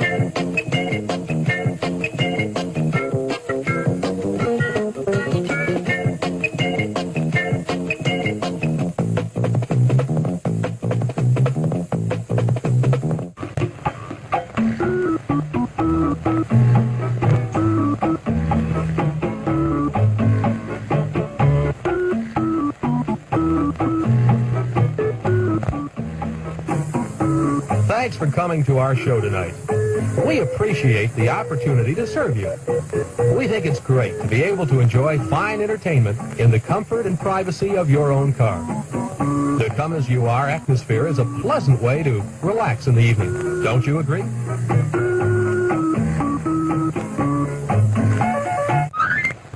You now have 9 minutes. In the meantime, come and enjoy the many delicious treats at our refreshment stand. We've brought back those good old-time flavors, and today they're better than ever. All these delicious treats are waiting for you at the refreshment stand. Delicious fresh popcorn, ice-cold cola, and candy you know and love. They're all ready for you now, so you won't have to miss any of the feature. Come and get them.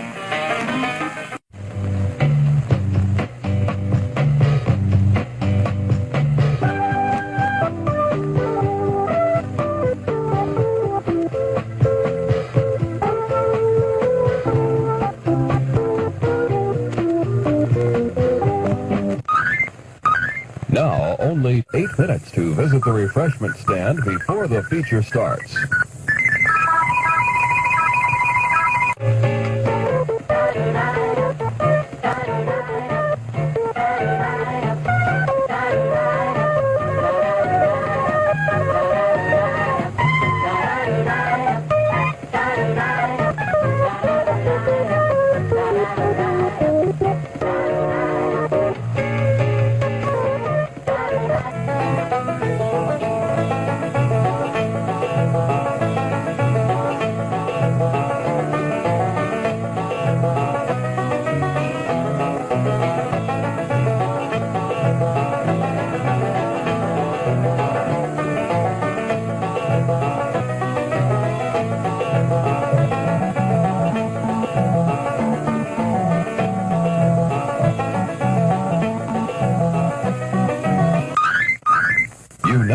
have 7 minutes to visit the refreshment stand.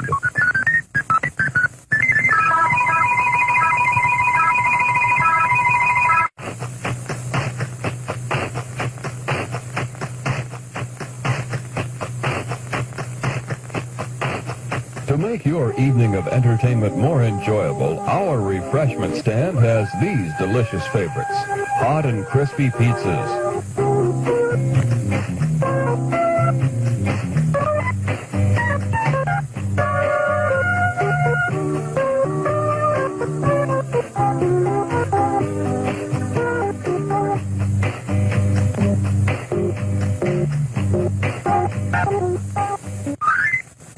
The feature will start in 6 minutes. Still plenty of time to visit our refreshment stand.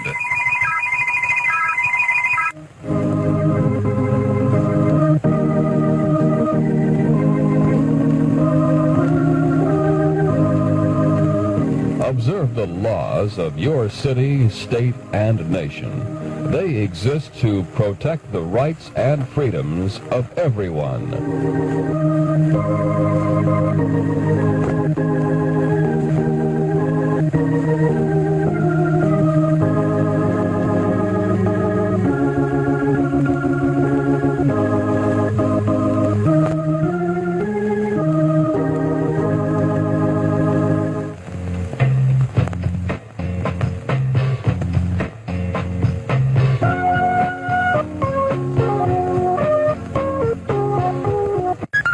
Before the feature starts, you still have 5 minutes to look over the menu before the feature starts.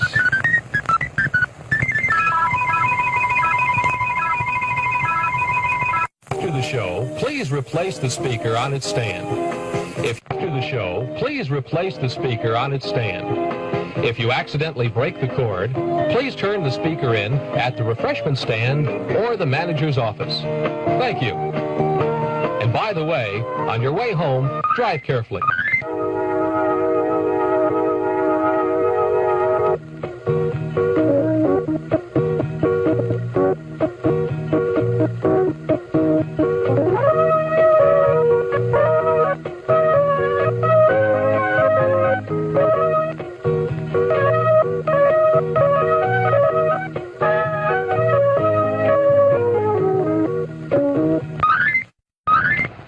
You now have 4 minutes before the feature starts.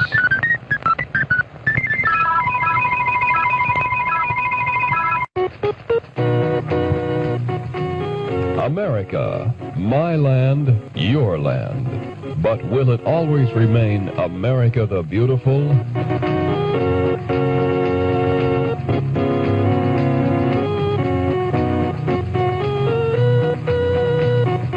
Pollution, a threat to life and health, not to mention one of our greatest natural resources, the scenic beauty of our land.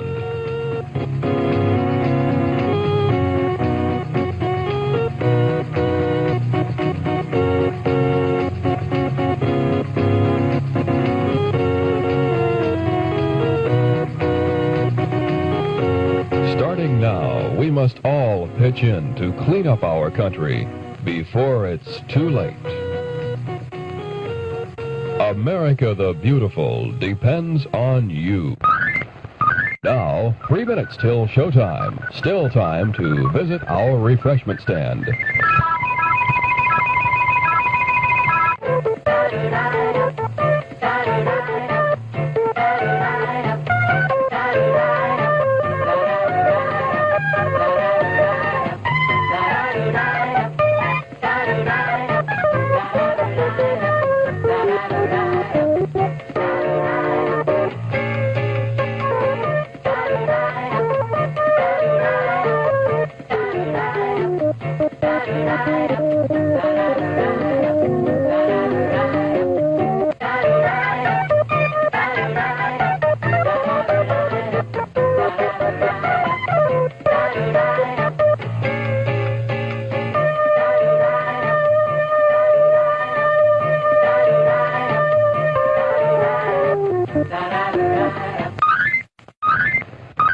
Now, only 2 minutes till showtime.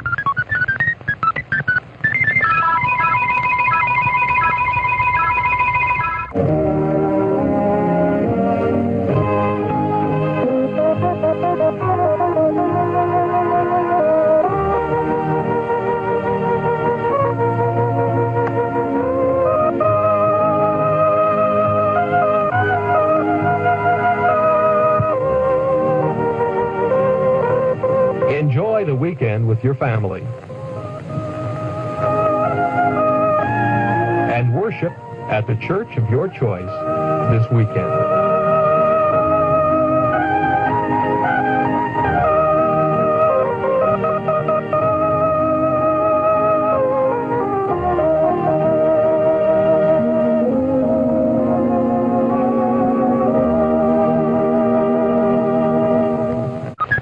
Now, only 1 minute till showtime.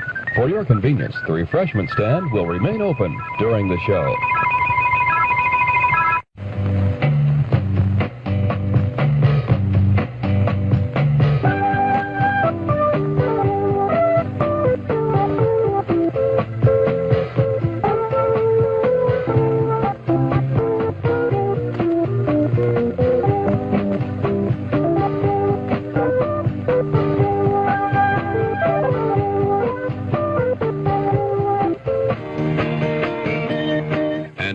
Ladies and gentlemen, time for the show.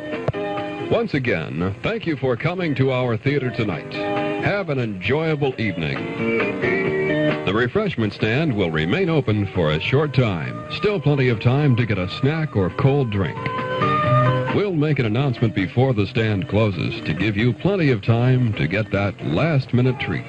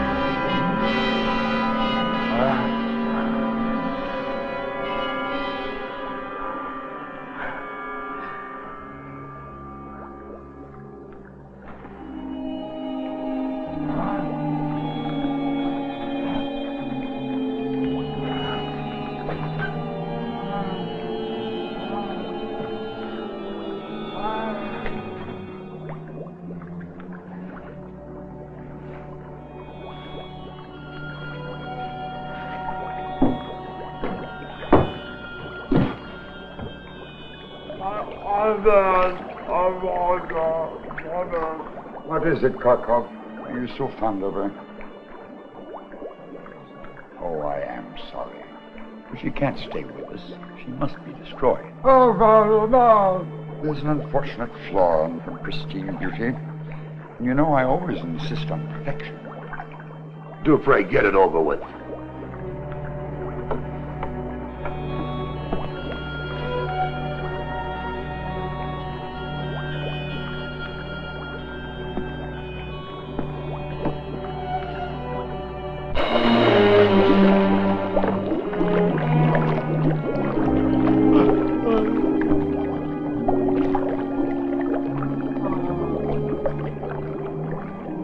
wax thou art, and unto wax thou shalt return.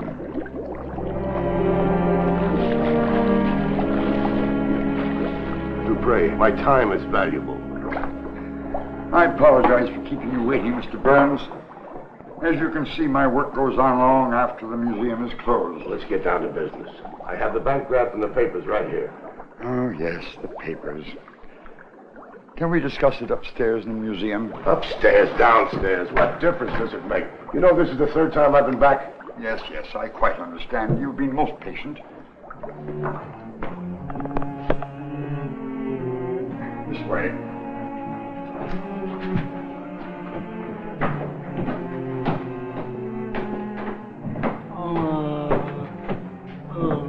Poor Karkov. He becomes so deeply attached to all the members of our family.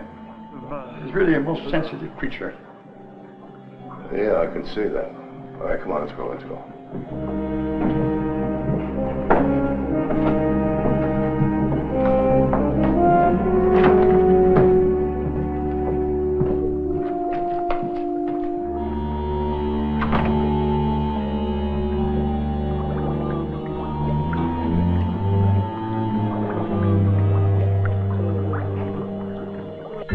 Guillotine at the Place de la Révolution, and the unfortunate Marie Antoinette. Authentic in every detail. Even the guillotine was imported from France. Her hair turned completely white shortly before the execution, you know. Yeah. Dupre, you going to make a deal with me or not? Lizzie Borden, a countrywoman of yours, Mr. Burns. Fall River, Massachusetts. Anno Domini 1800... I've had the tour and lecture, thank you. This is where Bloody Queen Mary sat. The setting was excellent, but there was an imperfection on the left side of her face that I detected only today. It's a pity she had to be destroyed. Well, she looked good enough to me. I've made an exhaustive life study of these famous and infamous people. I know every intimate detail of their lives and their physical makeups. I feel I'm actually living with them. It could be that you've lived with them for too long. Perhaps. Lately, strange things have occurred. Oh, what kind of strange things? Look at Jack the Ripper. It's as if he knows what I'm contemplating. He doesn't want me to sell. Dupre, that's hogwash. None of them want me to sell. They like it here. We've been together so long. But my operation in New York is very big. It's just off Broadway. Now, I'll set the figures up exactly as they're set up here. Your friends won't know the difference, believe me. Then there's poor Karkov. I'm not buying any live monsters, just wax ones. The poor fellow knows nothing but this museum. There are institutions for freaks like that. Now, let's get these papers signed. Mr. Burns, may I ask for one more night to think it over? All right, I'll give you one more night. But it's the last time I'm coming back, I promise you. I assure you the matter will be resolved in the morning. Just a minute. Are you stalling me just to jack up the price? Oh, no, your offer is quite fair. All right. Thank you. Good night, Mr. Bones. Good night. I'll see you in the morning. First day of play.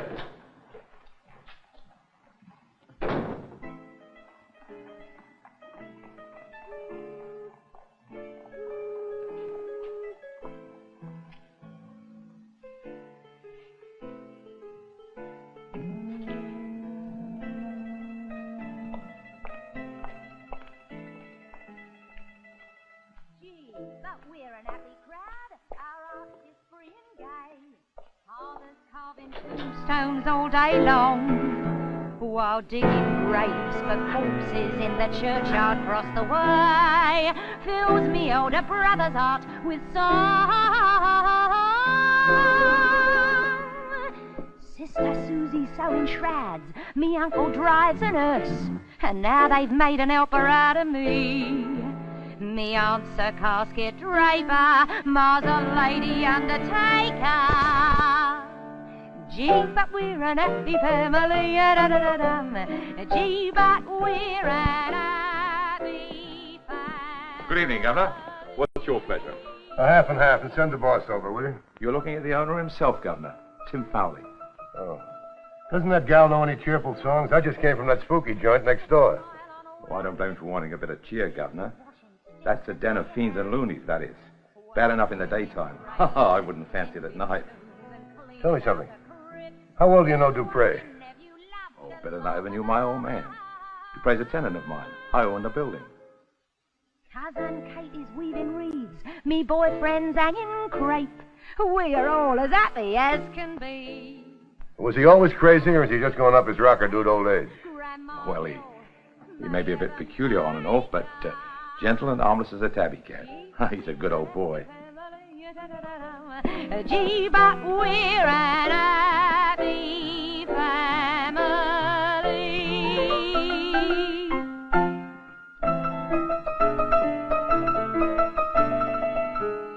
Gee, but we're a cheery bunch, singing in memoriam.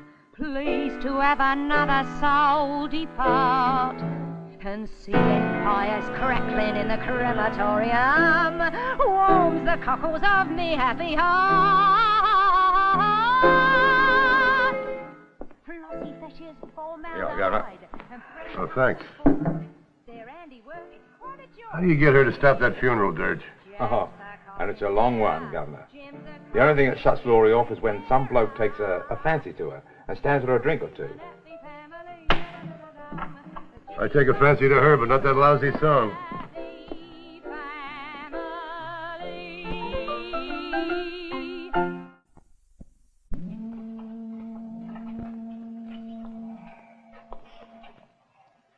Good night, Laurie. Cheerio, Mr. Fowley.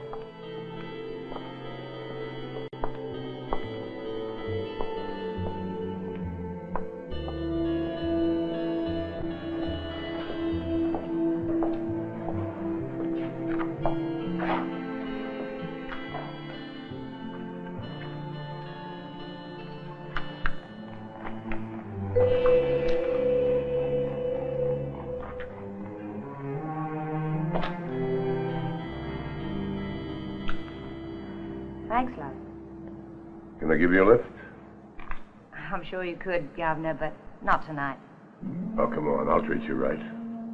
No doubt, but my engagement book's full up. Pop around in a day or so, there's a love. All right, in a day or so.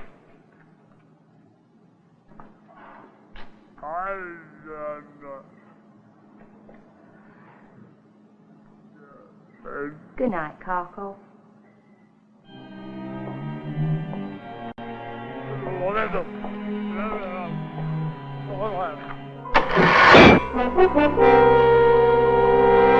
You've betrayed us.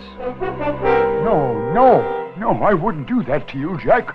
Believe me, I wouldn't. Please believe me. Betrayer.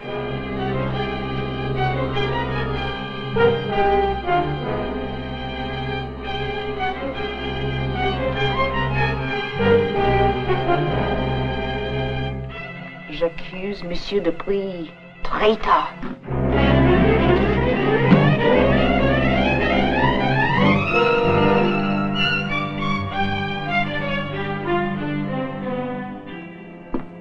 Liar, Dupre. No, Lizzie. No, I didn't lie to you. Please believe me. I didn't lie to you, Lizzie. Liar. I wouldn't lie to you, Lizzie. Please believe me. Liar.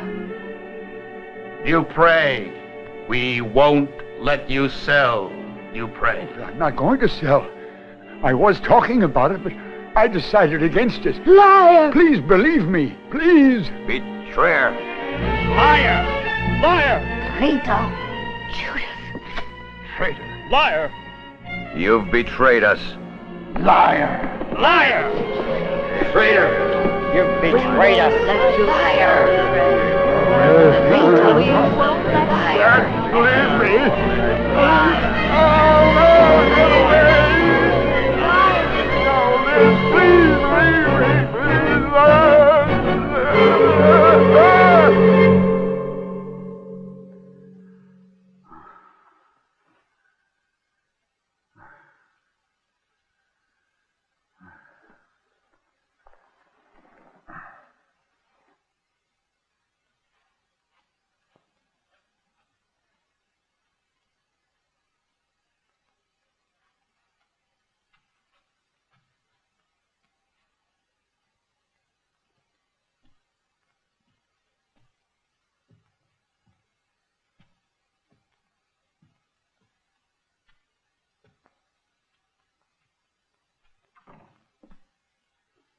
Karkov, is that you?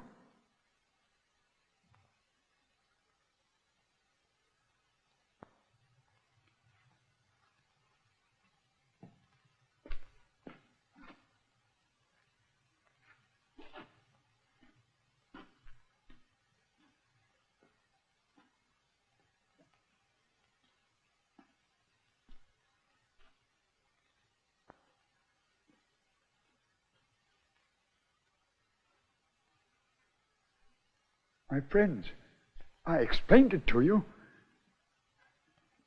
It's all right. Don't worry. Mr. Burns made me a very generous offer. I had to listen to him. Don't you understand? I had to. Liar.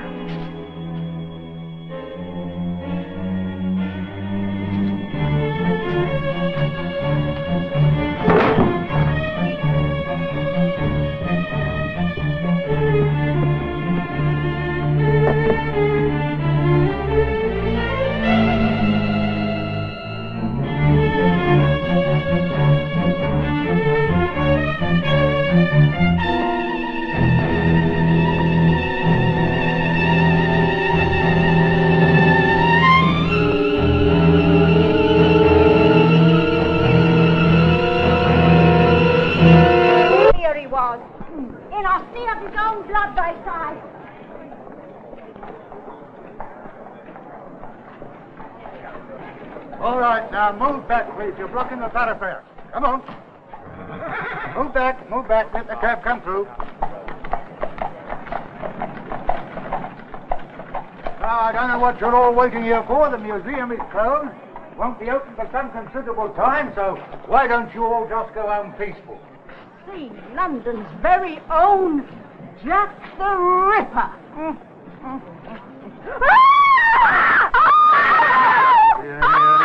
What's all this howling about? It's one of them bloody evil monsters from the Chamber of Horrors. Right there he was, crocking straight out at us. Oh, you ladies have got a touch of the Jim Jams. There's nothing in that place but dummies. Including the Iron Mighty Police.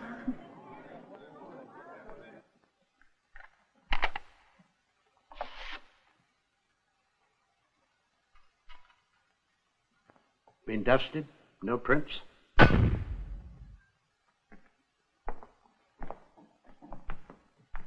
Why, you taking a photograph of a wax figure? Well, he's a suspect, ain't he, Inspector?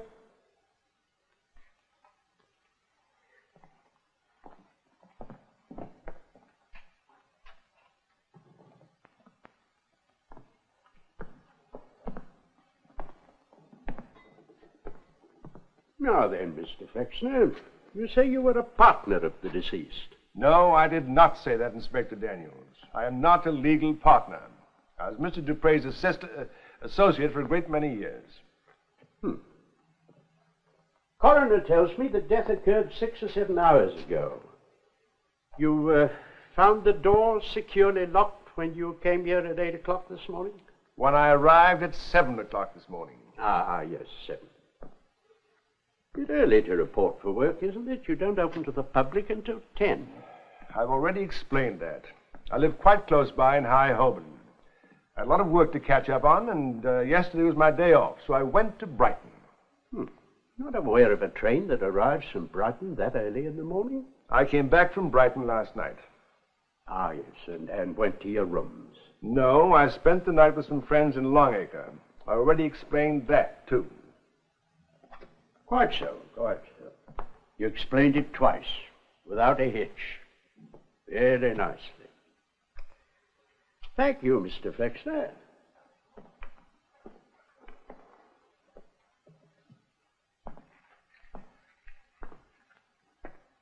Well, I told you everything I did at least twice. I guess I'm the last one to see Dupre alive. No. No, not the last one, Mr. Burns. Unless you murdered him. Inspector? I think you ought to have a look at what's turned up in the cellar. It's Karkov. Poor soul.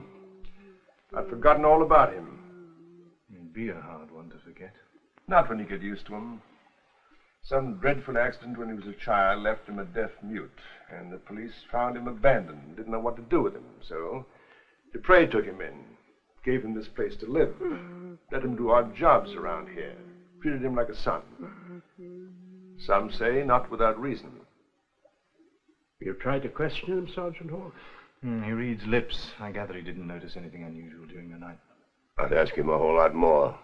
Such as, Mr. Burns? He knew I was discussing business with Dupre last night. He was here.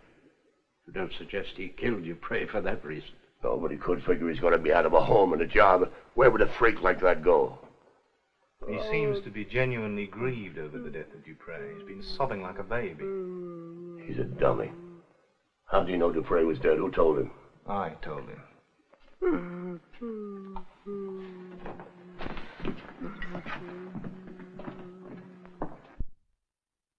I say he's sick. Look at all those pictures of that cheap woman. You're heading up a blind alley, Mr. Burns. Coroner says that Dupre was stabbed by a right-handed man. This fellow's right arm is withered. Useless. Forget it. Bloody slaughterhouse. Strange, with all these weapons. Why did the killer go to the trouble of using the Ripper's scowl? Yet that's precisely what he did. And wiped it. Is there anything of value missing? Well, I don't see anything here. I'll take a look upstairs in Dupre's living quarters.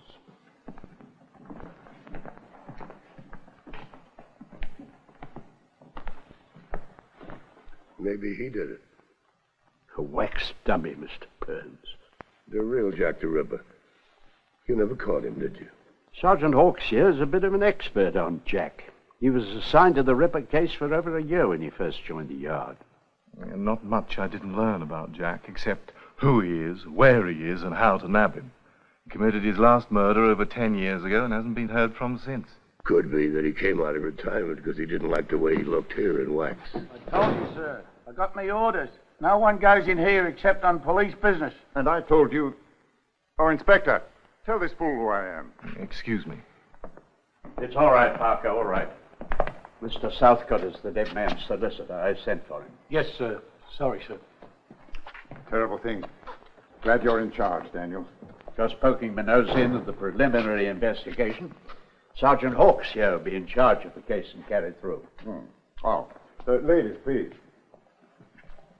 This is Inspector Daniels, Sergeant Hawks. This is Margaret Collins, Dupre's niece, and her guardian, Miss Hawthorne. They just arrived at my office from Suffolk when your message came. My sympathies. Poor Uncle. I hadn't seen him in some time. I was so happy when he sent for us. Now... Dupre came to see me last week. He asked for his will, said he wanted to make a change in it. At the same time, he asked me to send for his niece and her guardian. We were to meet at my office this morning. How was the will changed? He never returned it. I assume it's still here. It isn't among his papers. Well, if there's no will, the closest relative inherits. And the only relative is Meg. Please, Julia, we don't need to go into all that now. Now is the best time. I'm this girl's legal guardian until she's of age, and I'm advising you that this place now belongs to her. Madam, I'm grateful for your legal counsel in this delicate matter. Mr. Southcott. Excuse me, sir. As you well know, sir, I was Mr. Dupre's only associate for 20 years. And he promised faithfully that Clark and I would be mentioned in the will and that we would inherit this museum. You were, Mr. Flexner. But Dupre said he was changing that will. But you know very well he intended me to have it. You were paid for your services, were you not? A fraction of my worth. I staged and designed all these tableaus. And I fashioned every one of the good figures in here. It's no good arguing, Mr. Flexner. Until the will is found, Miss Collins must be regarded by the law as the legal heir. Come, Meg. Let's look over this ghastly business which you've come into. Is there any evidence of robbery, Mr. Flexner? No, nothing seems to be missing. The cash box with yesterday's receipts hasn't been touched. No secret compartments, vaults? None that I know of.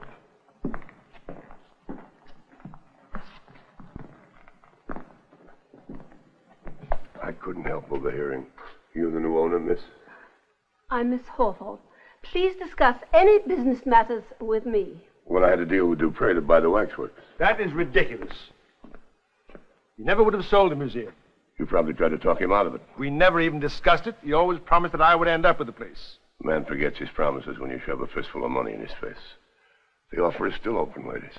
We shall need a little time, Mr. Burns. Drop around after the funeral. Well, I've waited this long. Good day, lady. It does seem strange Uncle would sell. He devoted his whole life to this place. Well, we may not sell either. First we'll move in, then we'll open for business and see how well the place does. Live here? Well, we can't afford a hotel, Meg. After all, this place is yours.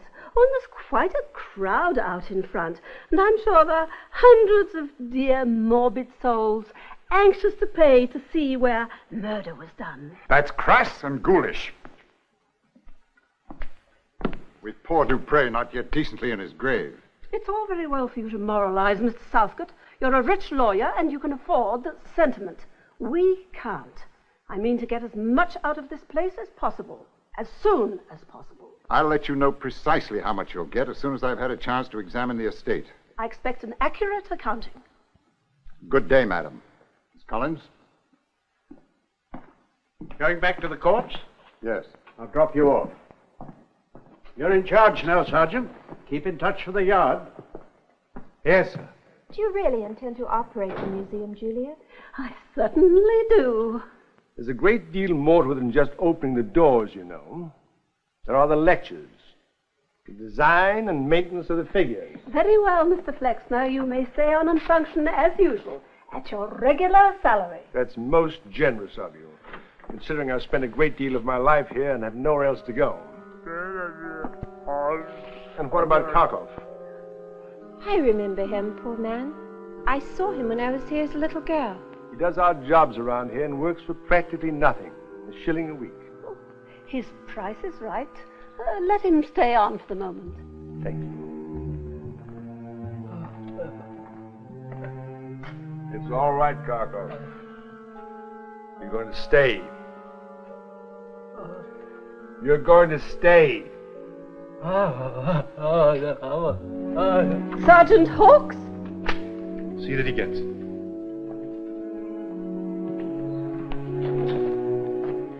When will you remove your bobby from the door so that we can open for business? Shortly, Miss Hawthorne. Perhaps you'd care to go upstairs and have a look at your rooms while I step next door to the music hall for a moment?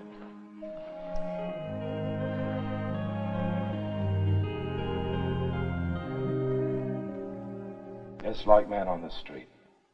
Used to drop in for a pint and a chat now and then.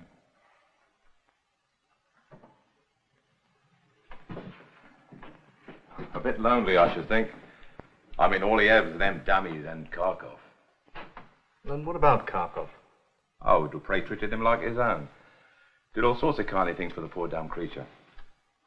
Such as having him meet Laurie. Laurie? And Laurie Mel. She sings here. Dupre brought Karkov in here. Lord love us, no, sir. He took Laurie down to the beast hole in the cellar one day. Asked if she'd meet the ugly brute, smile pretty and shake his hand. And, you know, talk to him sweet-like without turning green about the gills. And she did. Poor monster broke out sobbing when she left. Only woman who ever treated him like a human. And the walls of his cell are covered with pictures of Miss Mel. He worships her. Did you see anyone lurking about in the street outside when you closed up last night? No. Peace-shook folks, sir. Oh, Laurie might have. Not likely, though. A girl with her looks don't walk far before she's got company, if you know what I mean. Perfectly. She's a streetwalker. Oh, that's a harsh word, sir. Laurie's just a friendly, good-hearted girl. Well, the two are not incompatible, are they? Thank you, Mr. Foley. You've been most helpful. Good day.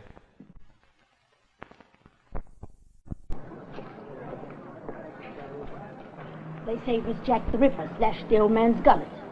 And they still standing in there with this bloody knife ready to slash again. Hmm? Me mind the back, please.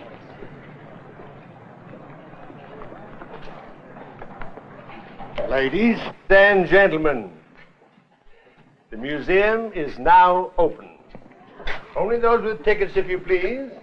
There'll be another tour in an hour. Now, if you'll follow me. Just give your tickets to this gentleman here. Thanks.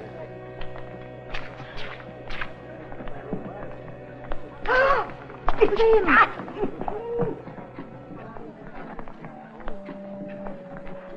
Poor Kharkov.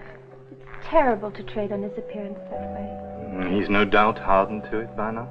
In these isles, ladies and gentlemen, you will meet some of the most fiendish monsters in all history. You'll meet vampires, cannibals, poisoners, stranglers, stabbers, and rippers.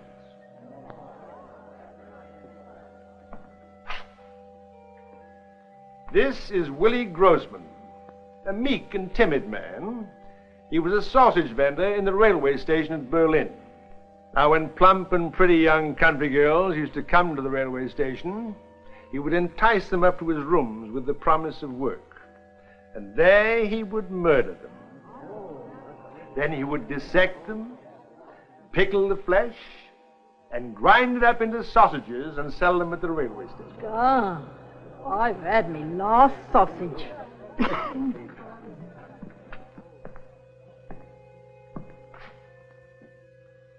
This is Constable Henry Bolt, a London bobby who strangled 22 people in a little more than a year, just to relieve the monotony of his nightly rounds. This way, please.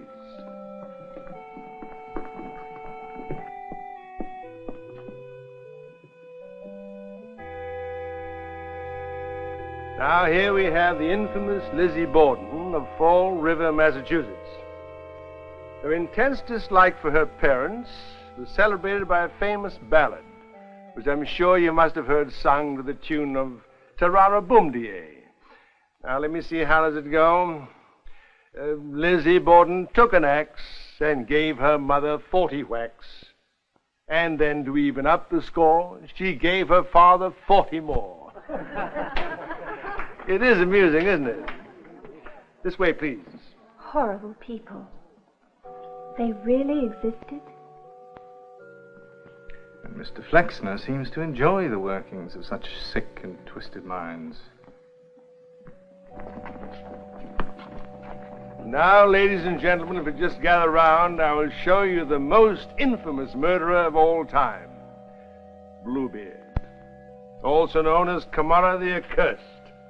Among his victims were his 4 wives, slain by strangulation, poisoning, bludgeoning, and burning. And now, if you'll come over here.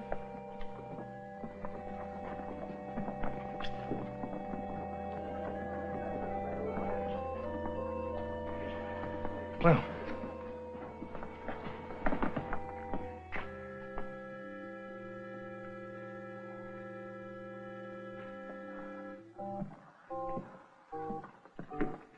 this is Lucrezia Borgia, daughter of a pope, patroness of poets, and a pretty poisoner of people in her younger and more frivolous days. However, in later life, she became a model of every virtue. Show us the bloody ripper. We want the ripper. Very well.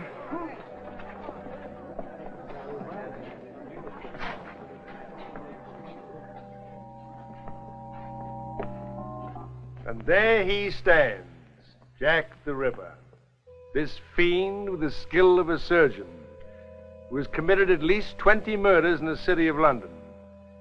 And only this morning, another foul murder was committed in this very museum, with that same scalpel he has in his hand now. You see, Jack the Ripper was never caught. He could very well be alive today. He could have been in this room to examine his likeness. As a matter of fact, he could be in this room at this very moment. And now, ladies and gentlemen, if you'll follow me to the next exhibit, I will show... madam. You keep your hands off Jack, and he might keep his hands off you.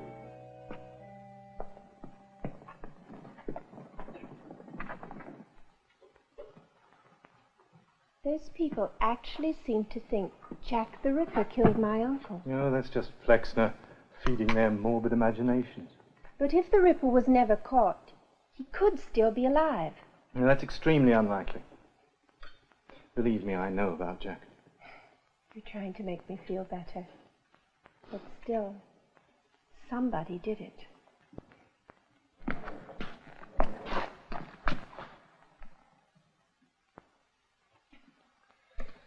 Well, that was the first tour.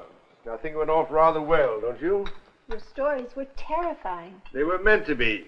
I suppose you've told them so often they've become rather dull and tedious to you by now. No, actually, it was my first time. You see, Mr. Dupre took the tours and gave the lectures. I thought he dwelt too much with the victims, so I urged him to spend more time with the murderers, their drives, their twisted motives, their phobias. And I was right. It was much more effective. Miss Collins, I'd like to go up and have another look at your uncle's papers and personal effects, if I may. Of course.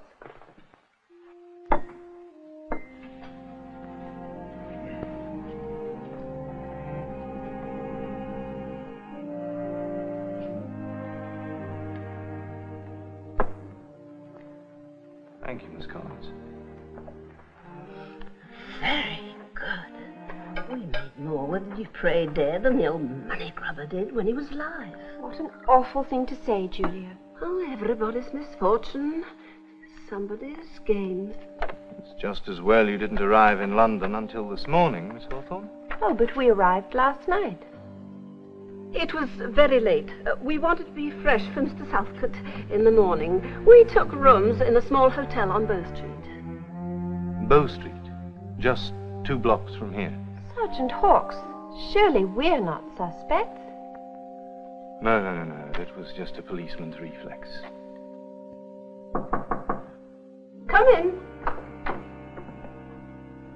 I've closed the museum for the night. I'll be back at my usual time in the morning. You have a key? Yes, of course. I always open up. I'll open. Give me the key.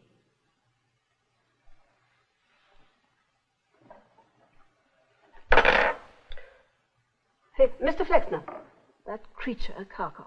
He never leaves the museum. I've already given him his supper. Supper? Oh, yes. I hadn't thought of feeding him. I suppose he is quite a nuisance, but he makes an effective addition at the entrance.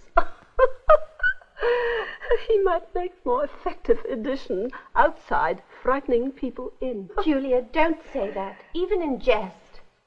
I'll be glad to take Karkov's meals down. Well, you needn't bother, Miss Collins. I'll look after him now, as I promised Mr. Dupre I would. Good night.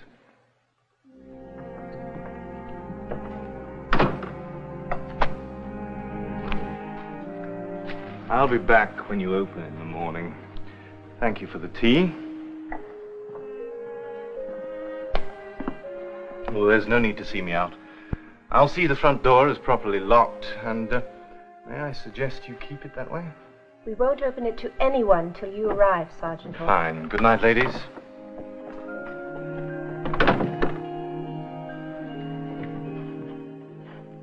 He seems quite clever. I'm glad he's on the case.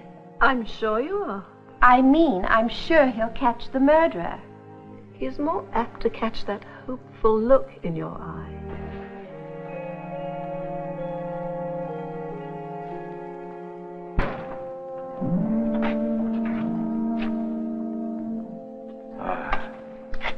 Things may pick up a bit tomorrow. That loony bin and its bloody murder snagged all the business today. Oh, well. Ta-ra, Laurie. Yeah.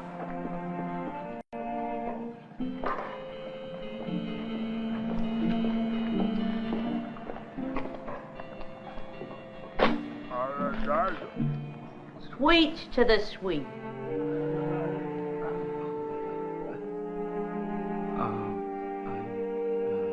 Good night, love.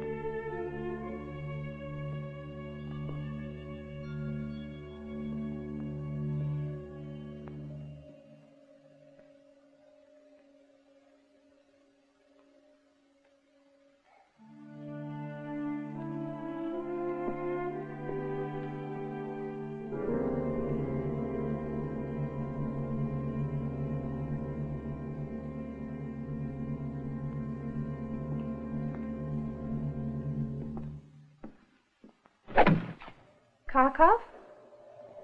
Kar...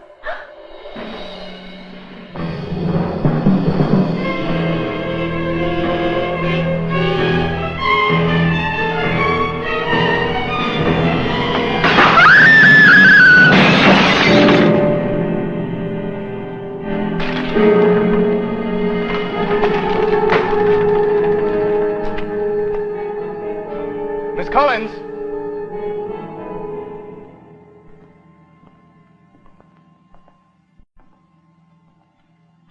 Miss Collins?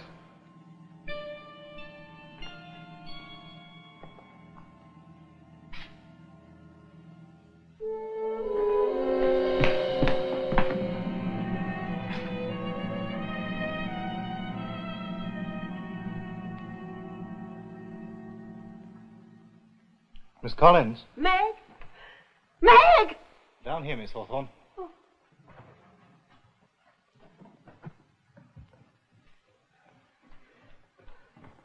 What happened, Sergeant? Well, you're all right now.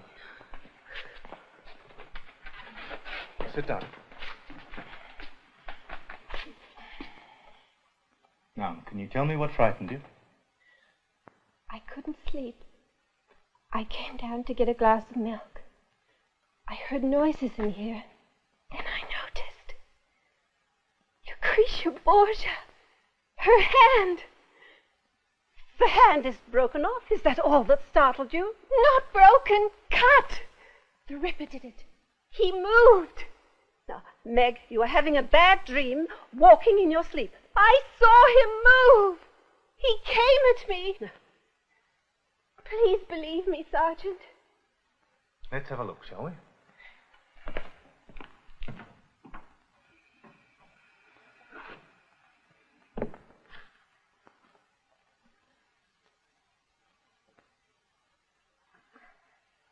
Just wax. I'm sure I saw him move. And what about Lucretia Borgia's hand? Oh, the work of some vandal in the crowds today. We just didn't notice earlier. No, Julia. I saw both hands on the woman just before I went to the kitchen. The hand isn't there now. There. If it was only just cut off, how did it leave the room? Nobody else has been in or out.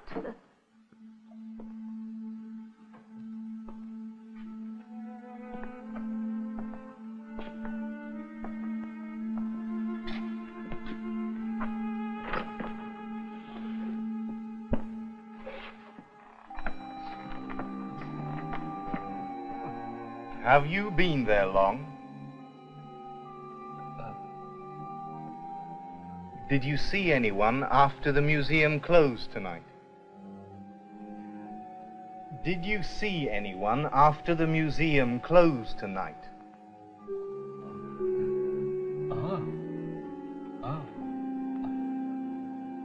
Very well, you may go back to bed now.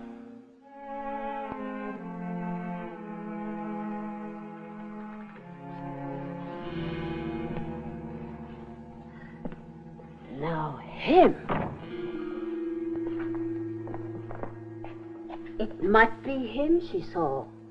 In fact, he might be the one behind all this nasty business here lately. He's a beast and a cretin. Miss Hawthorne, now that Dupre is gone, Miss Collins is the man's only hope. Even a beast doesn't bite the hand that feeds it. Well then, Sergeant Hawkes, and what were you doing prowling about outside in the dead of night? Waiting for the murderer to return to the scene of his crime. It happens, you know. Maybe he never left. Julia, sell this place. Let's get out of here as soon as possible. All right, Meg, we'll see. And I don't care what the price is. Just get rid of it. But this is all you have, Meg. You can't just give it away. Let me handle the business. Ladies, I suggest you try to get some sleep now. Thank you for being so quick to respond, Sergeant. I'm glad it was nothing more. No, and I'll see that the glass in the front door is replaced first thing in the morning. At Scotland Yard's expense, I trust, since you broke it? Julia! At the Yard's expense, naturally. Good night.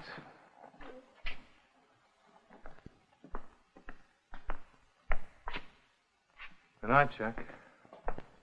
Days on this earth are as a shadow, swifter than the weaver's shuttle, flickering faintly as a candle, and as quickly snuffed out. So let every man set his house in order, for here the wicked cease from troubling, and here the weary be at rest. Our dear departed brother was one who feared God and eschewed evil. He comes to his grave in the full ripe age, as a shock of corn cometh in its season. He shall return no more to his house, neither shall his place know him any longer. The Lord gave, the Lord taketh away. Blessed be the name of the Lord. Amen.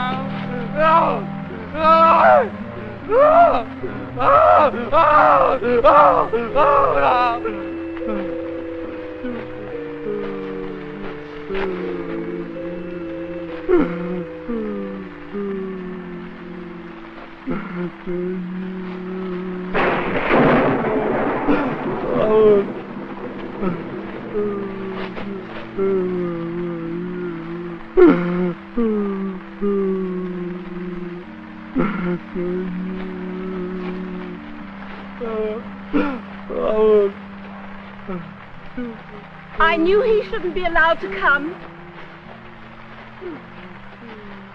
Miss Hawthorne, I can't wait around any longer. I have a business to run in New York. Are you going to sell me those wax figures or aren't you? At the right price. That's impossible. Dupre's property hasn't been legally transferred to his niece yet.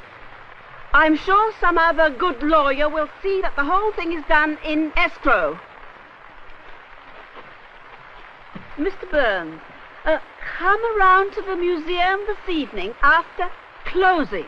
I'll be there. Please. You asked him to call after closing? Why, certainly. We're going to get back and open the museum as fast as we can get there. There'll be customers waiting.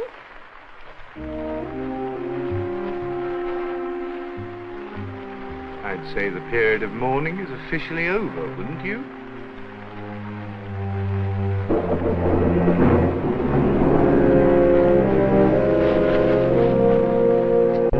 Double, double, toil and trouble, fire burn and cauldron bubble.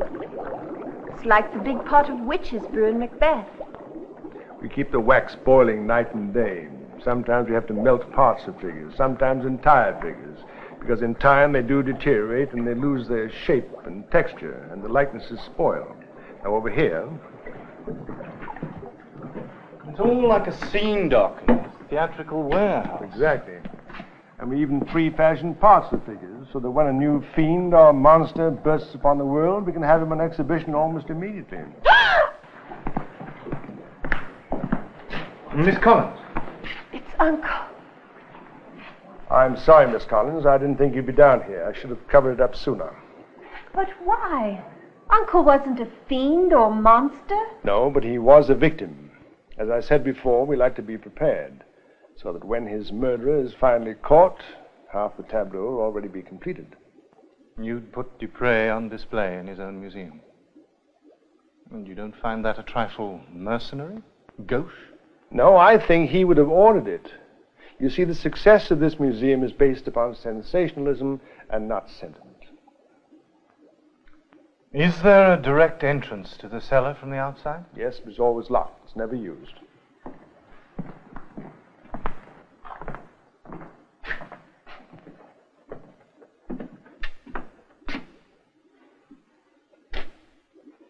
Well, it certainly hasn't been used in a long time, but there must be another way to enter the museum. Why? All the doors were locked the night your uncle was killed.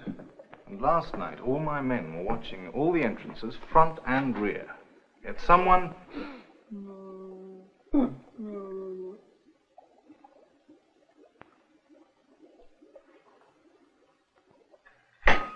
You know it's a pleasure doing business with somebody that can make up their mind. I'll bring over the bank draft and the papers tomorrow. Well, splendid.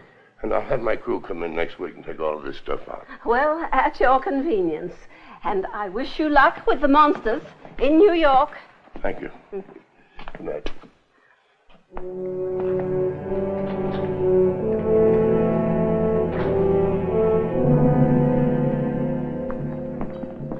You don't mean you've actually sold the wax figures? I have, although it's hardly any concern of yours, Mr. Flexner. It is my concern. I shall be without a position. You might speak to Mr. Burns. Perhaps he'll take you to New York. You know more about the museum than anybody. No. Why should I have to leave London? Besides, I have Kharkov to take care of. And Burns cannot stand the sight of him. Put him in an institution. No, I gave my word I would always look after him. You and Kharkov must just work out your own domestic difficulties. Mr. Flexner, perhaps if... That was brutal, Julia. The man is sensitive, an artist. He's a leech. A bloodsucker who attached himself to Dupré for years and probably stole him blind. What do you want? Don't be unkind. He can't tell you. You're not allowed up here at night. Go back to your place in the cellar and stay there.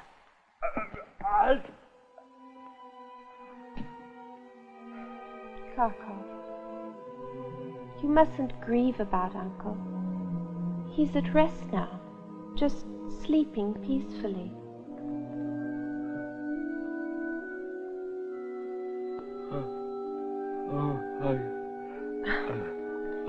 Your flower's fading because it has no water, and you have nothing to keep it in.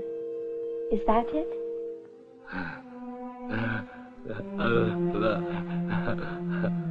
Come along then. We'll take care of it.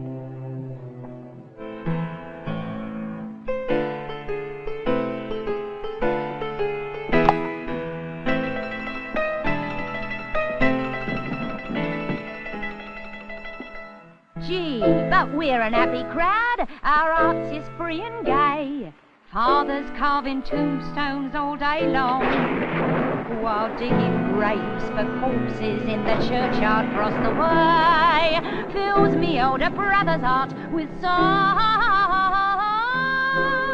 Good evening, Governor. Oh, good evening. How are you? Happy to see you becoming a bit of a steady these days. Hey, is that the only song she knows, that one about death and dying? Oh, it's death and dying that's doing the best business on this street at the moment, Governor. I suppose you're right. It was raining so hard I couldn't find a cab, so I might as well celebrate. Give me a half and half, will you? Half and half it is. Gee, but we're an happy family.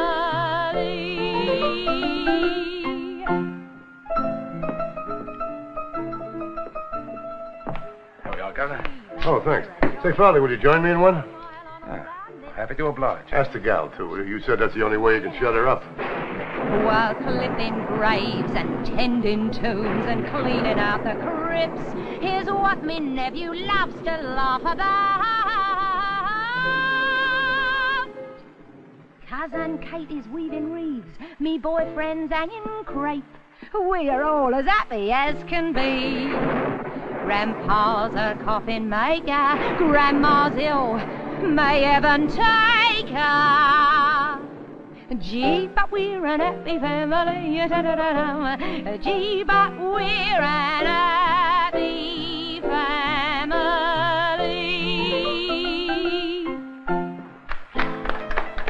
Hello, love. Well, you said to drop around in a day or so. So? Oh, you do have a knack for bad timing. I've got another engagement directly after work. Break it. And that's not the way I keep my friends, love. Here we go. Is it a special celebration of some sort? Yeah, I just closed the deal. Deal, Governor? Yeah, I bought all those wax figures in the joint next door. Every ugly one of them. Oh. Good evening, Mr. Flexner.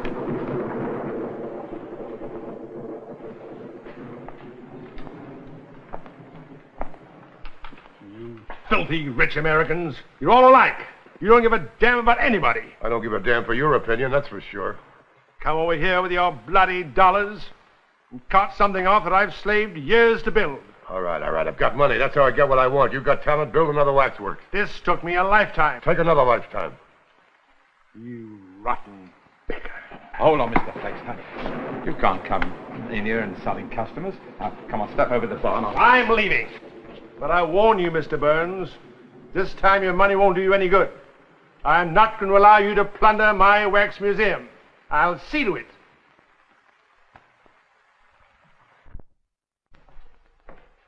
Oh, he's got the courage of a titmouse. To hell with him. Come on, drink up. Sit down, drink up.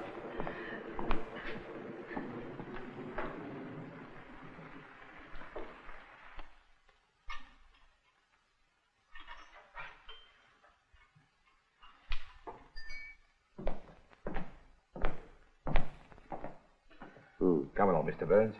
Time to close out. What? The rain stopped. You can get a cab now. Okay. Oh, I got to settle up. Oh, you're more than square, Governor. And no charge for the sleeping. All right. All right? Sure, fine. Take it easy, huh? I will. Oh, boy.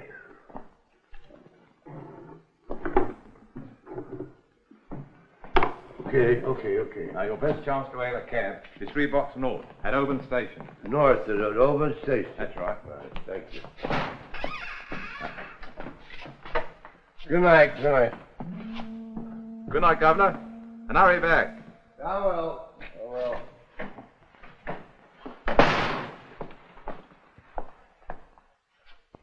Well, I see he made it. Wobbled off to get a cab.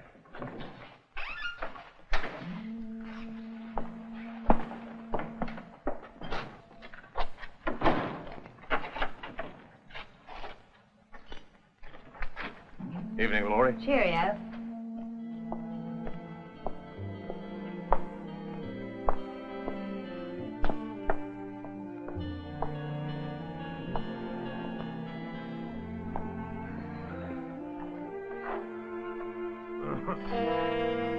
Mr. Burns, I thought you was on your way home. I'm still celebrating.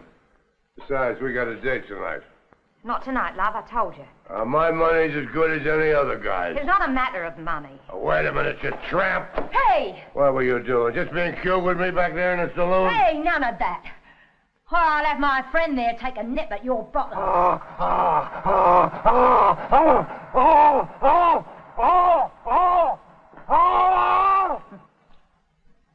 That's telling him, love. Good night.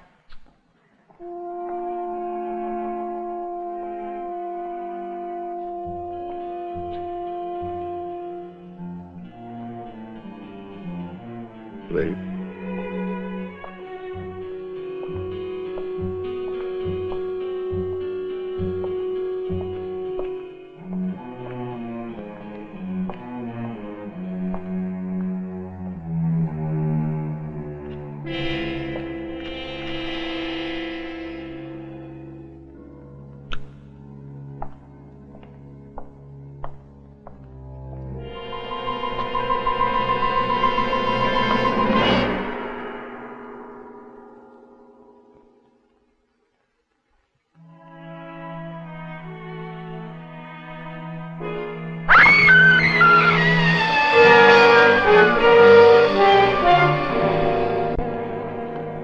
Second murder, wax museum, read all about. Get your paper here, read the gory details. Paper, Governor, right here. Shocking, horrible. Thank you very much. Paper, get your paper right here.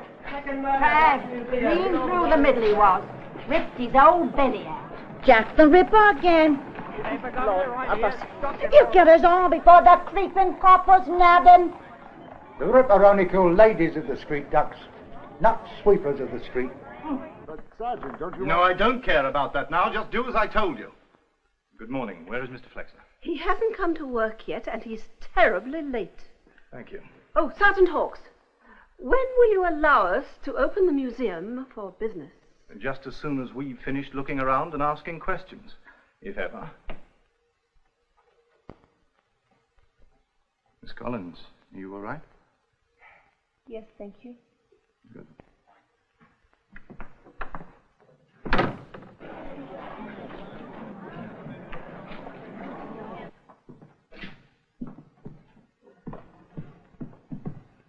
No prints.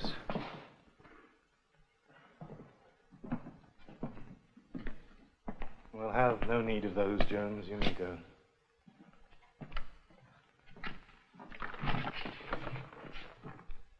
Kharkov, did you see anything or anyone during the night? Good. Your flower was found on the dead man. You know that. Kharkov, it makes you look very guilty. Listen to me. Well, you must have seen someone take the flower from your room. No. Good. Thank you for coming in, Mr. Fowley. Please be seated. I was just opening up when your man handed me the news shocker and asked me to step over. I mean, it's getting like a bloody butcher shop in here. Yes. Now, did you see anyone at all after you closed up last night? No, sir. But begging your pardon, sir, didn't I just hear you say the poor beast here was guilty? I said he looks guilty. The white carnation he took from Dupre's coffin was found in the dead man's buttonhole. Gone. No, it's too obvious, too much of a calling card. Oh, I see what you mean, sir.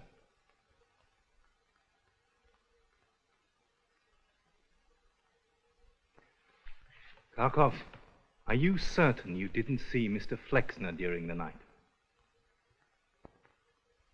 Oh.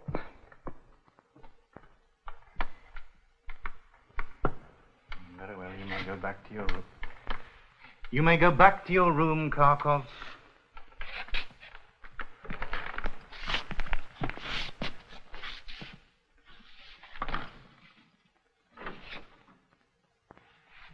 Speaking of Mr. Flexner, I saw him last night.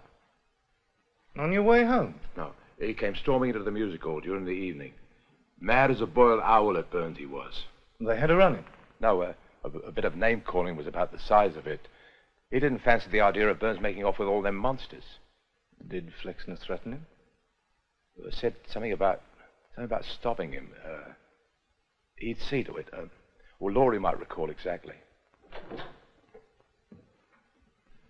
Thank you, Mr. Fowley. That will be all for now. Anytime, Sergeant. Mr. Flexner, about last night, I'm sorry. Oh, that's perfectly all right, Mr. Fowley. Perfectly all right.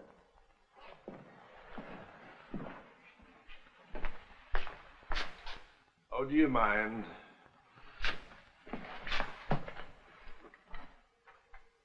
You're very late, Mr. Flexner? No. Mr. Burns is very late. The late Mr. Burns. You know about his death. Yes, I was on my way to work when I read about it, and I might add, with a great deal of pleasure. Would you mind telling me where you went after you left the music hall last night? Wouldn't mind at all if I could remember. Try. Well, I went back to my rooms and drank every drop in the place. And that was all? Oh, no, that was just a start. Then I went over to Soho and practically drank them out of business. Then I drifted down to Limehouse and tried to drink them out of business, and suddenly the lights went out. And you didn't waken until this morning? In a Limehouse alley. I was about to start all over again when I read about it. Would anyone in Limehouse remember you? Possibly, if I could remember them. And you can't name one pub you visited? No. I do remember Chinese, I think. They're very nearly all Chinese in Limehouse. Yes, well, you see, this was a woman, and very striking. Ah, that narrows it down.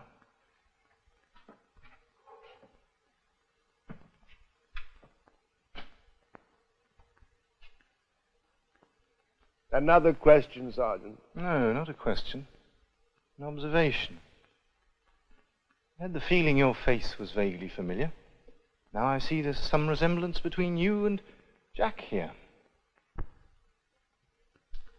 Well, you see, no one knows what the Ripper really looks like. So as I had no model to guide me while fashioning the figure, I might have been guilty of a slight touch of vanity. Odd sort of thing to be vain about. Mr. Flexner. You're late, and you look a disgrace. I feel splendid. Yes, no doubt you're delighted that we've lost our buyer. And have you finished poking about Sergeant Hawks? For the moment. Then may we please open and take advantage of the brisk trade waiting outside? Very well. Open up. Cash in. Oh, thank you. And for heaven's sake, Mr. Flexner, go somewhere and tidy up. And do gargle.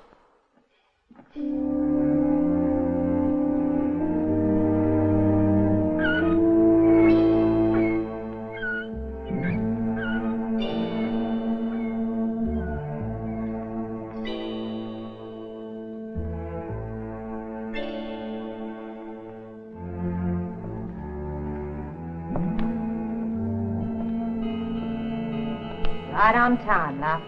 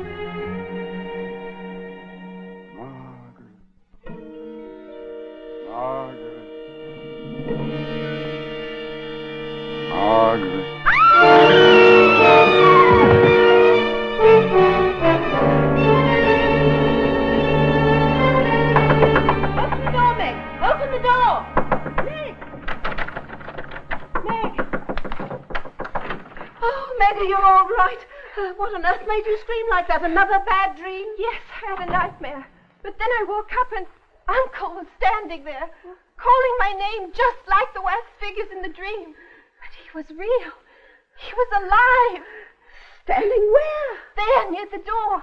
He just stood there, calling my name. It was part of your bad dream, too. I was awake, Julia. I saw him. Meg, listen to me. I hurried over as soon as I heard you scream, and that door was locked. I couldn't get in. You know that you unlocked it for me from the inside. I don't care what you say, Julia. I saw him. Don't talk about it any more tonight. I'll stay with you till morning. In the morning, I'm packing my bag. And I'm going away. I don't know where, but away from here. I wish you wouldn't, Miss Collins. I have a reason, a theory. You don't believe me either. You're like Julia. You think I'm a silly child having bad dreams. Not at all. Your uncle's death wasn't a dream. No, it was Burns. However, I think someone is only trying to frighten you.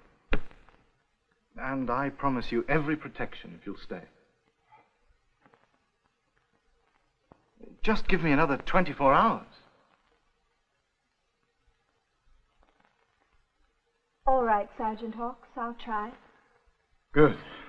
Now, what I think you need is to get away from all this for a moment. Change of scene, a bit of relaxation. What have I been saying? I'm going to the East End this evening, to Limehouse. I don't suppose you'd care to join me for supper at some exotic Oriental restaurant, would you? Limehouse? I've never been there. Sounds exciting. If Julia will agree. Oh, I'll approach her. I rather think she'll be in a compliant mood, what with all the business the museum's been doing today.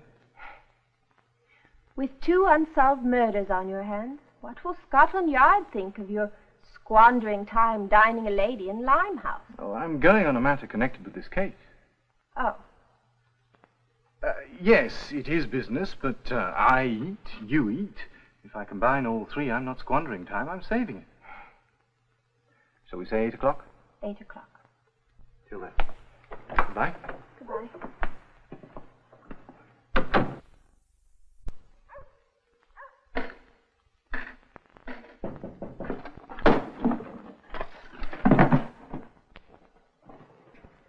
Who is it? Tim Fowley, Mum. Good evening, Miss Hawthorne. Come in, Mr. Fowley. First of the month, and you're Johnny at the rat hole to collect your rent. Oh, no rush, Mum. Mainly I popped by to ask if you'd be staying on. Isn't there a lease? All me and Dupre ever had was a handshake. You're welcome to stay on with the same thing if you like. At a fair boost in rent, no doubt. Lord love you, no, Mum. Not a shilling. My own business is none too good. I'm happy to have this place rented. Oh, well, you're a gentleman, not to take advantage, Mr. Fowley. No, ma'am, I'm just a beer salesman. But I'll be happy to have you from to the music hall any time you like, for a pint, on the house. Well, thank you. I might just do that tonight. My ward is going out for the evening. Good night, Mum. Good night.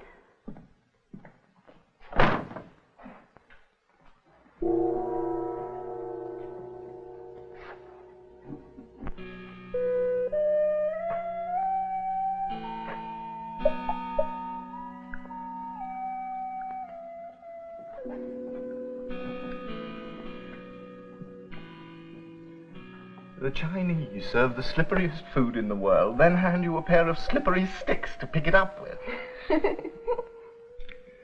Would you ask the dragon lady to come in, please?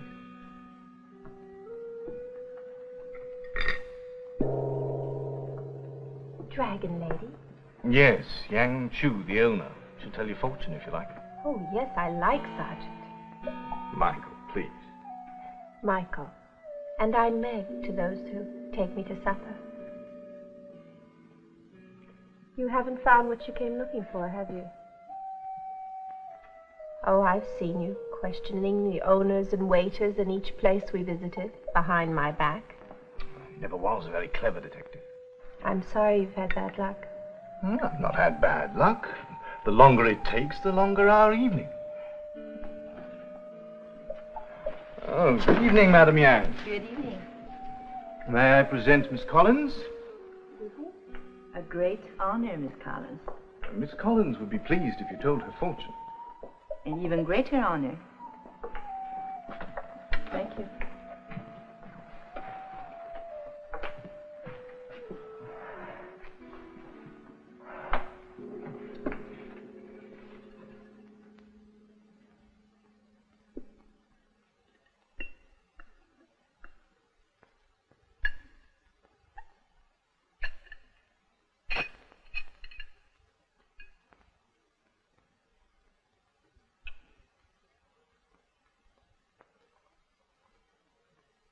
drop them over the plate. Go ahead.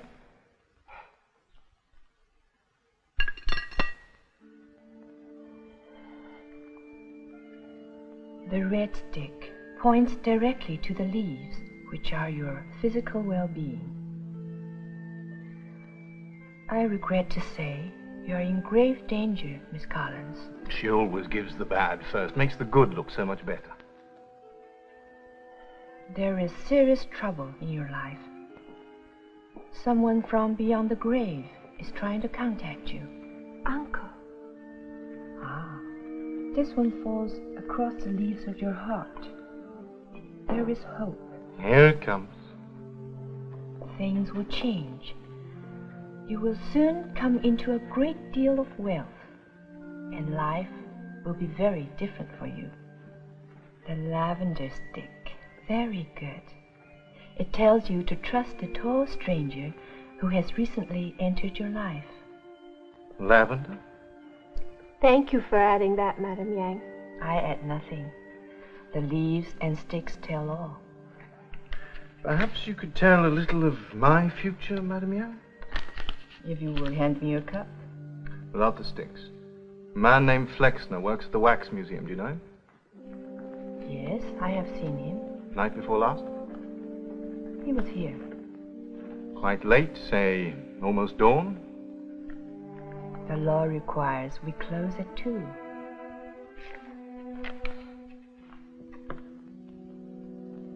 I know the law, and I know you, Madame Yang. Was it almost dawn? The law requires we close at 2.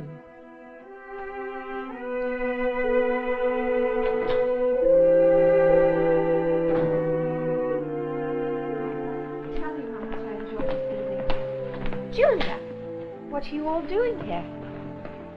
Southcott insisted on seeing you, although it's a lot of flim-flam in my opinion. I have a letter concerning you, Miss Collins. A letter concerning me? Also Mr. Flexner and Kharkov. It's from Claude Dupre, posted the day he died. Somehow it was lost or misdirected in the post. I only received it late today. Is it a will? That question the courts must decide. It bears Dupre's signature and a date. That makes it a valid testament. Meg. Mr. Southcott. As you know, I've been approached by Mr. Burns to sell out. He keeps raising the price, and it's now very tempting. But what will happen to Flexner and Kharkov? I always intended they should inherit the museum. So if I should decide to sell, I wish a sizable share of the proceeds to go to them. For my niece, I will bequeath certain other very valuable assets which she may easily convert to cash. But I want you to make sure that Julia Hawthorne, whom you know I dislike and distrust, can't touch the estate which is much larger than anyone suspects. I will make my decision and come to see you about the new will the first of the month. Make sure my niece is present. Signed, Claude Dupre. Today is the 1st of the month. He contacted me even though he's in his grave, just as the Dragon Lady predicted. Nonsense, Meg. Dupre posted the letter while he was still alive. If he posted it at all. Mr. Southcott, in my opinion, the letter clearly establishes you as the executor of Dupre's estate. Thank you, Sergeant. Miss Hawthorne, you may stay here and operate the museum together with Mr. Flexner until the courts have ruled on this document. How do we know this letter, curiously misplaced until now, isn't a forgery? The signature can be quickly authenticated. May I suggest you leave this dismal place, my dear? Take rooms or go to an hotel. I've been begging to.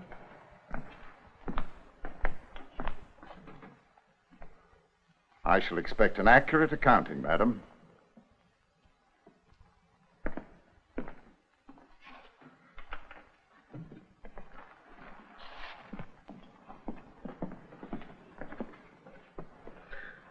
Southcott won't let go. He knows something. Lawyers always wind up with a juicy piece of every estate. Dupre's letter indicates the estate is much more valuable than anyone suspected. I knew the old muckworm had a fortune hidden somewhere, and we're not leaving this place until we find it. Michael, I know I promised to give you 24 hours, but... Only a few more hours. I brought you this. We are not permitted to carry them. Don't hesitate to use it.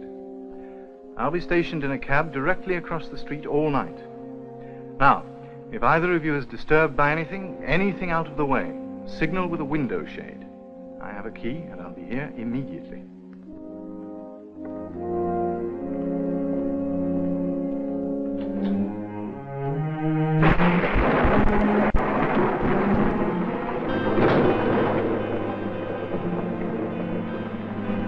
Same old dreary jaunt as usual, Mr. Fowley. Same as usual. Here's hoping you bump into something pleasant for a change. Same to you, Laurie. Good night.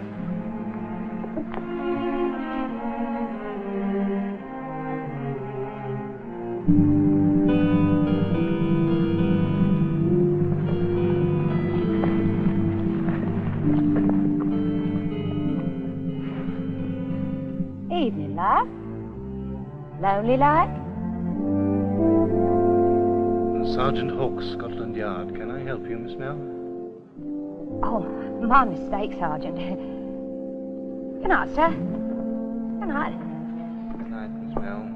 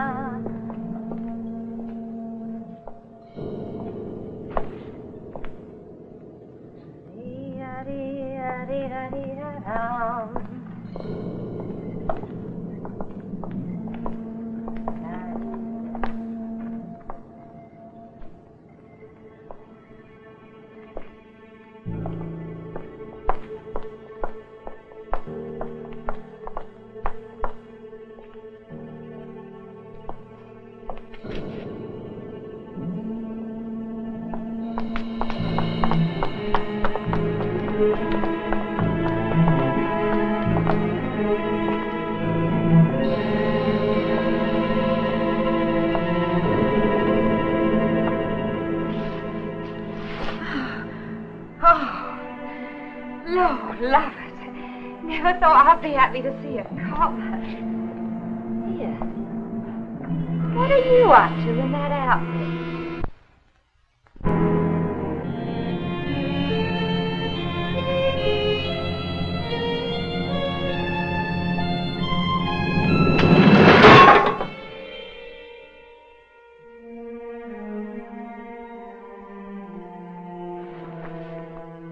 I didn't hear anything. It's just another one of your bad dreams. I signaled Sergeant Hawkes. He'll be right here. Oh, I expect he's sound asleep, too, out there in that carriage. Really, Meg, I think you're becoming an incurable insomniac. There. That's what made the sound. The guillotine has been sprung.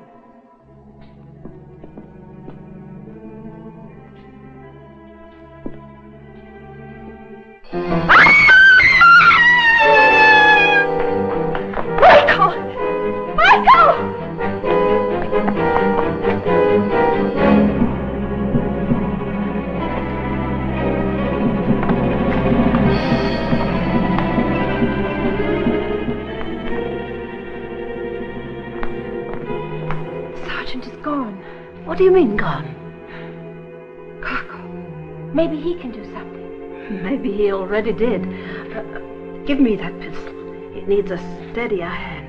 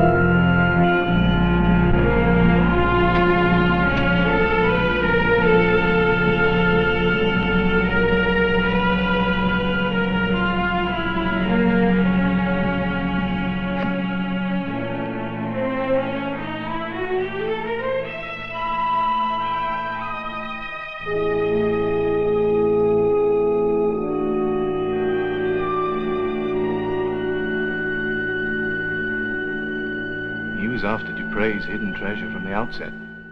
Then when he thought that Dupre was going to sell up and move everything out, he killed him.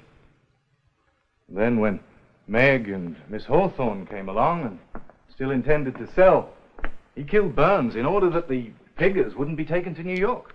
That poor unfortunate girl from the music hall must have seen him coming back here that night after closing and recognized him. So he had to kill her, too. Yes, the man was a master of disguise. We found out that he'd once been an actor. So when he posed as Uncle in my bedroom that night, he was just trying to frighten me into leaving. Then he'd have a free hand with his search. And of course, he had keys to every room in the place. But he couldn't risk being seen coming in the front door. So night after night he'd lock up and come back in through the secret panel. And poor deaf Kharkov never heard a thing. Not until the night he saw the girl's body being brought in. He'd come in wearing one of the Ripper's costumes and go searching for the hidden treasure Dupre told him about. Well, when he was in danger of being discovered, he'd wheel the figure behind the curtain and take its place. Well, so far so good, Sergeant. Now we can start scratching about to find the old Lickpenny's hidden wealth. That won't be necessary.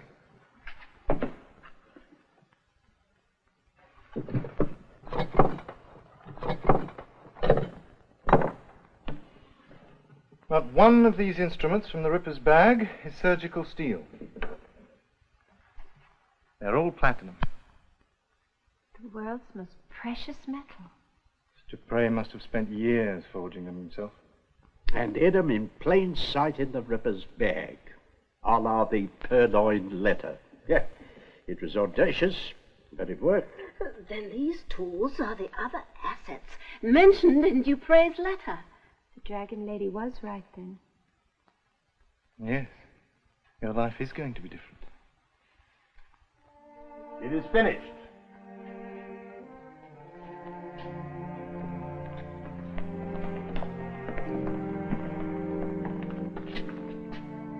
And in all modesty, I think both likenesses are perfect.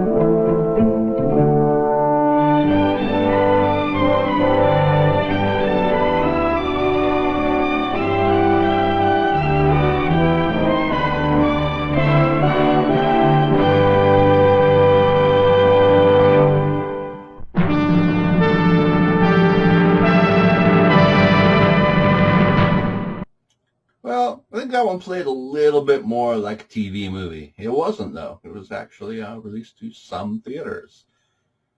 And that's that. Terror in the Wax Museum from 1973.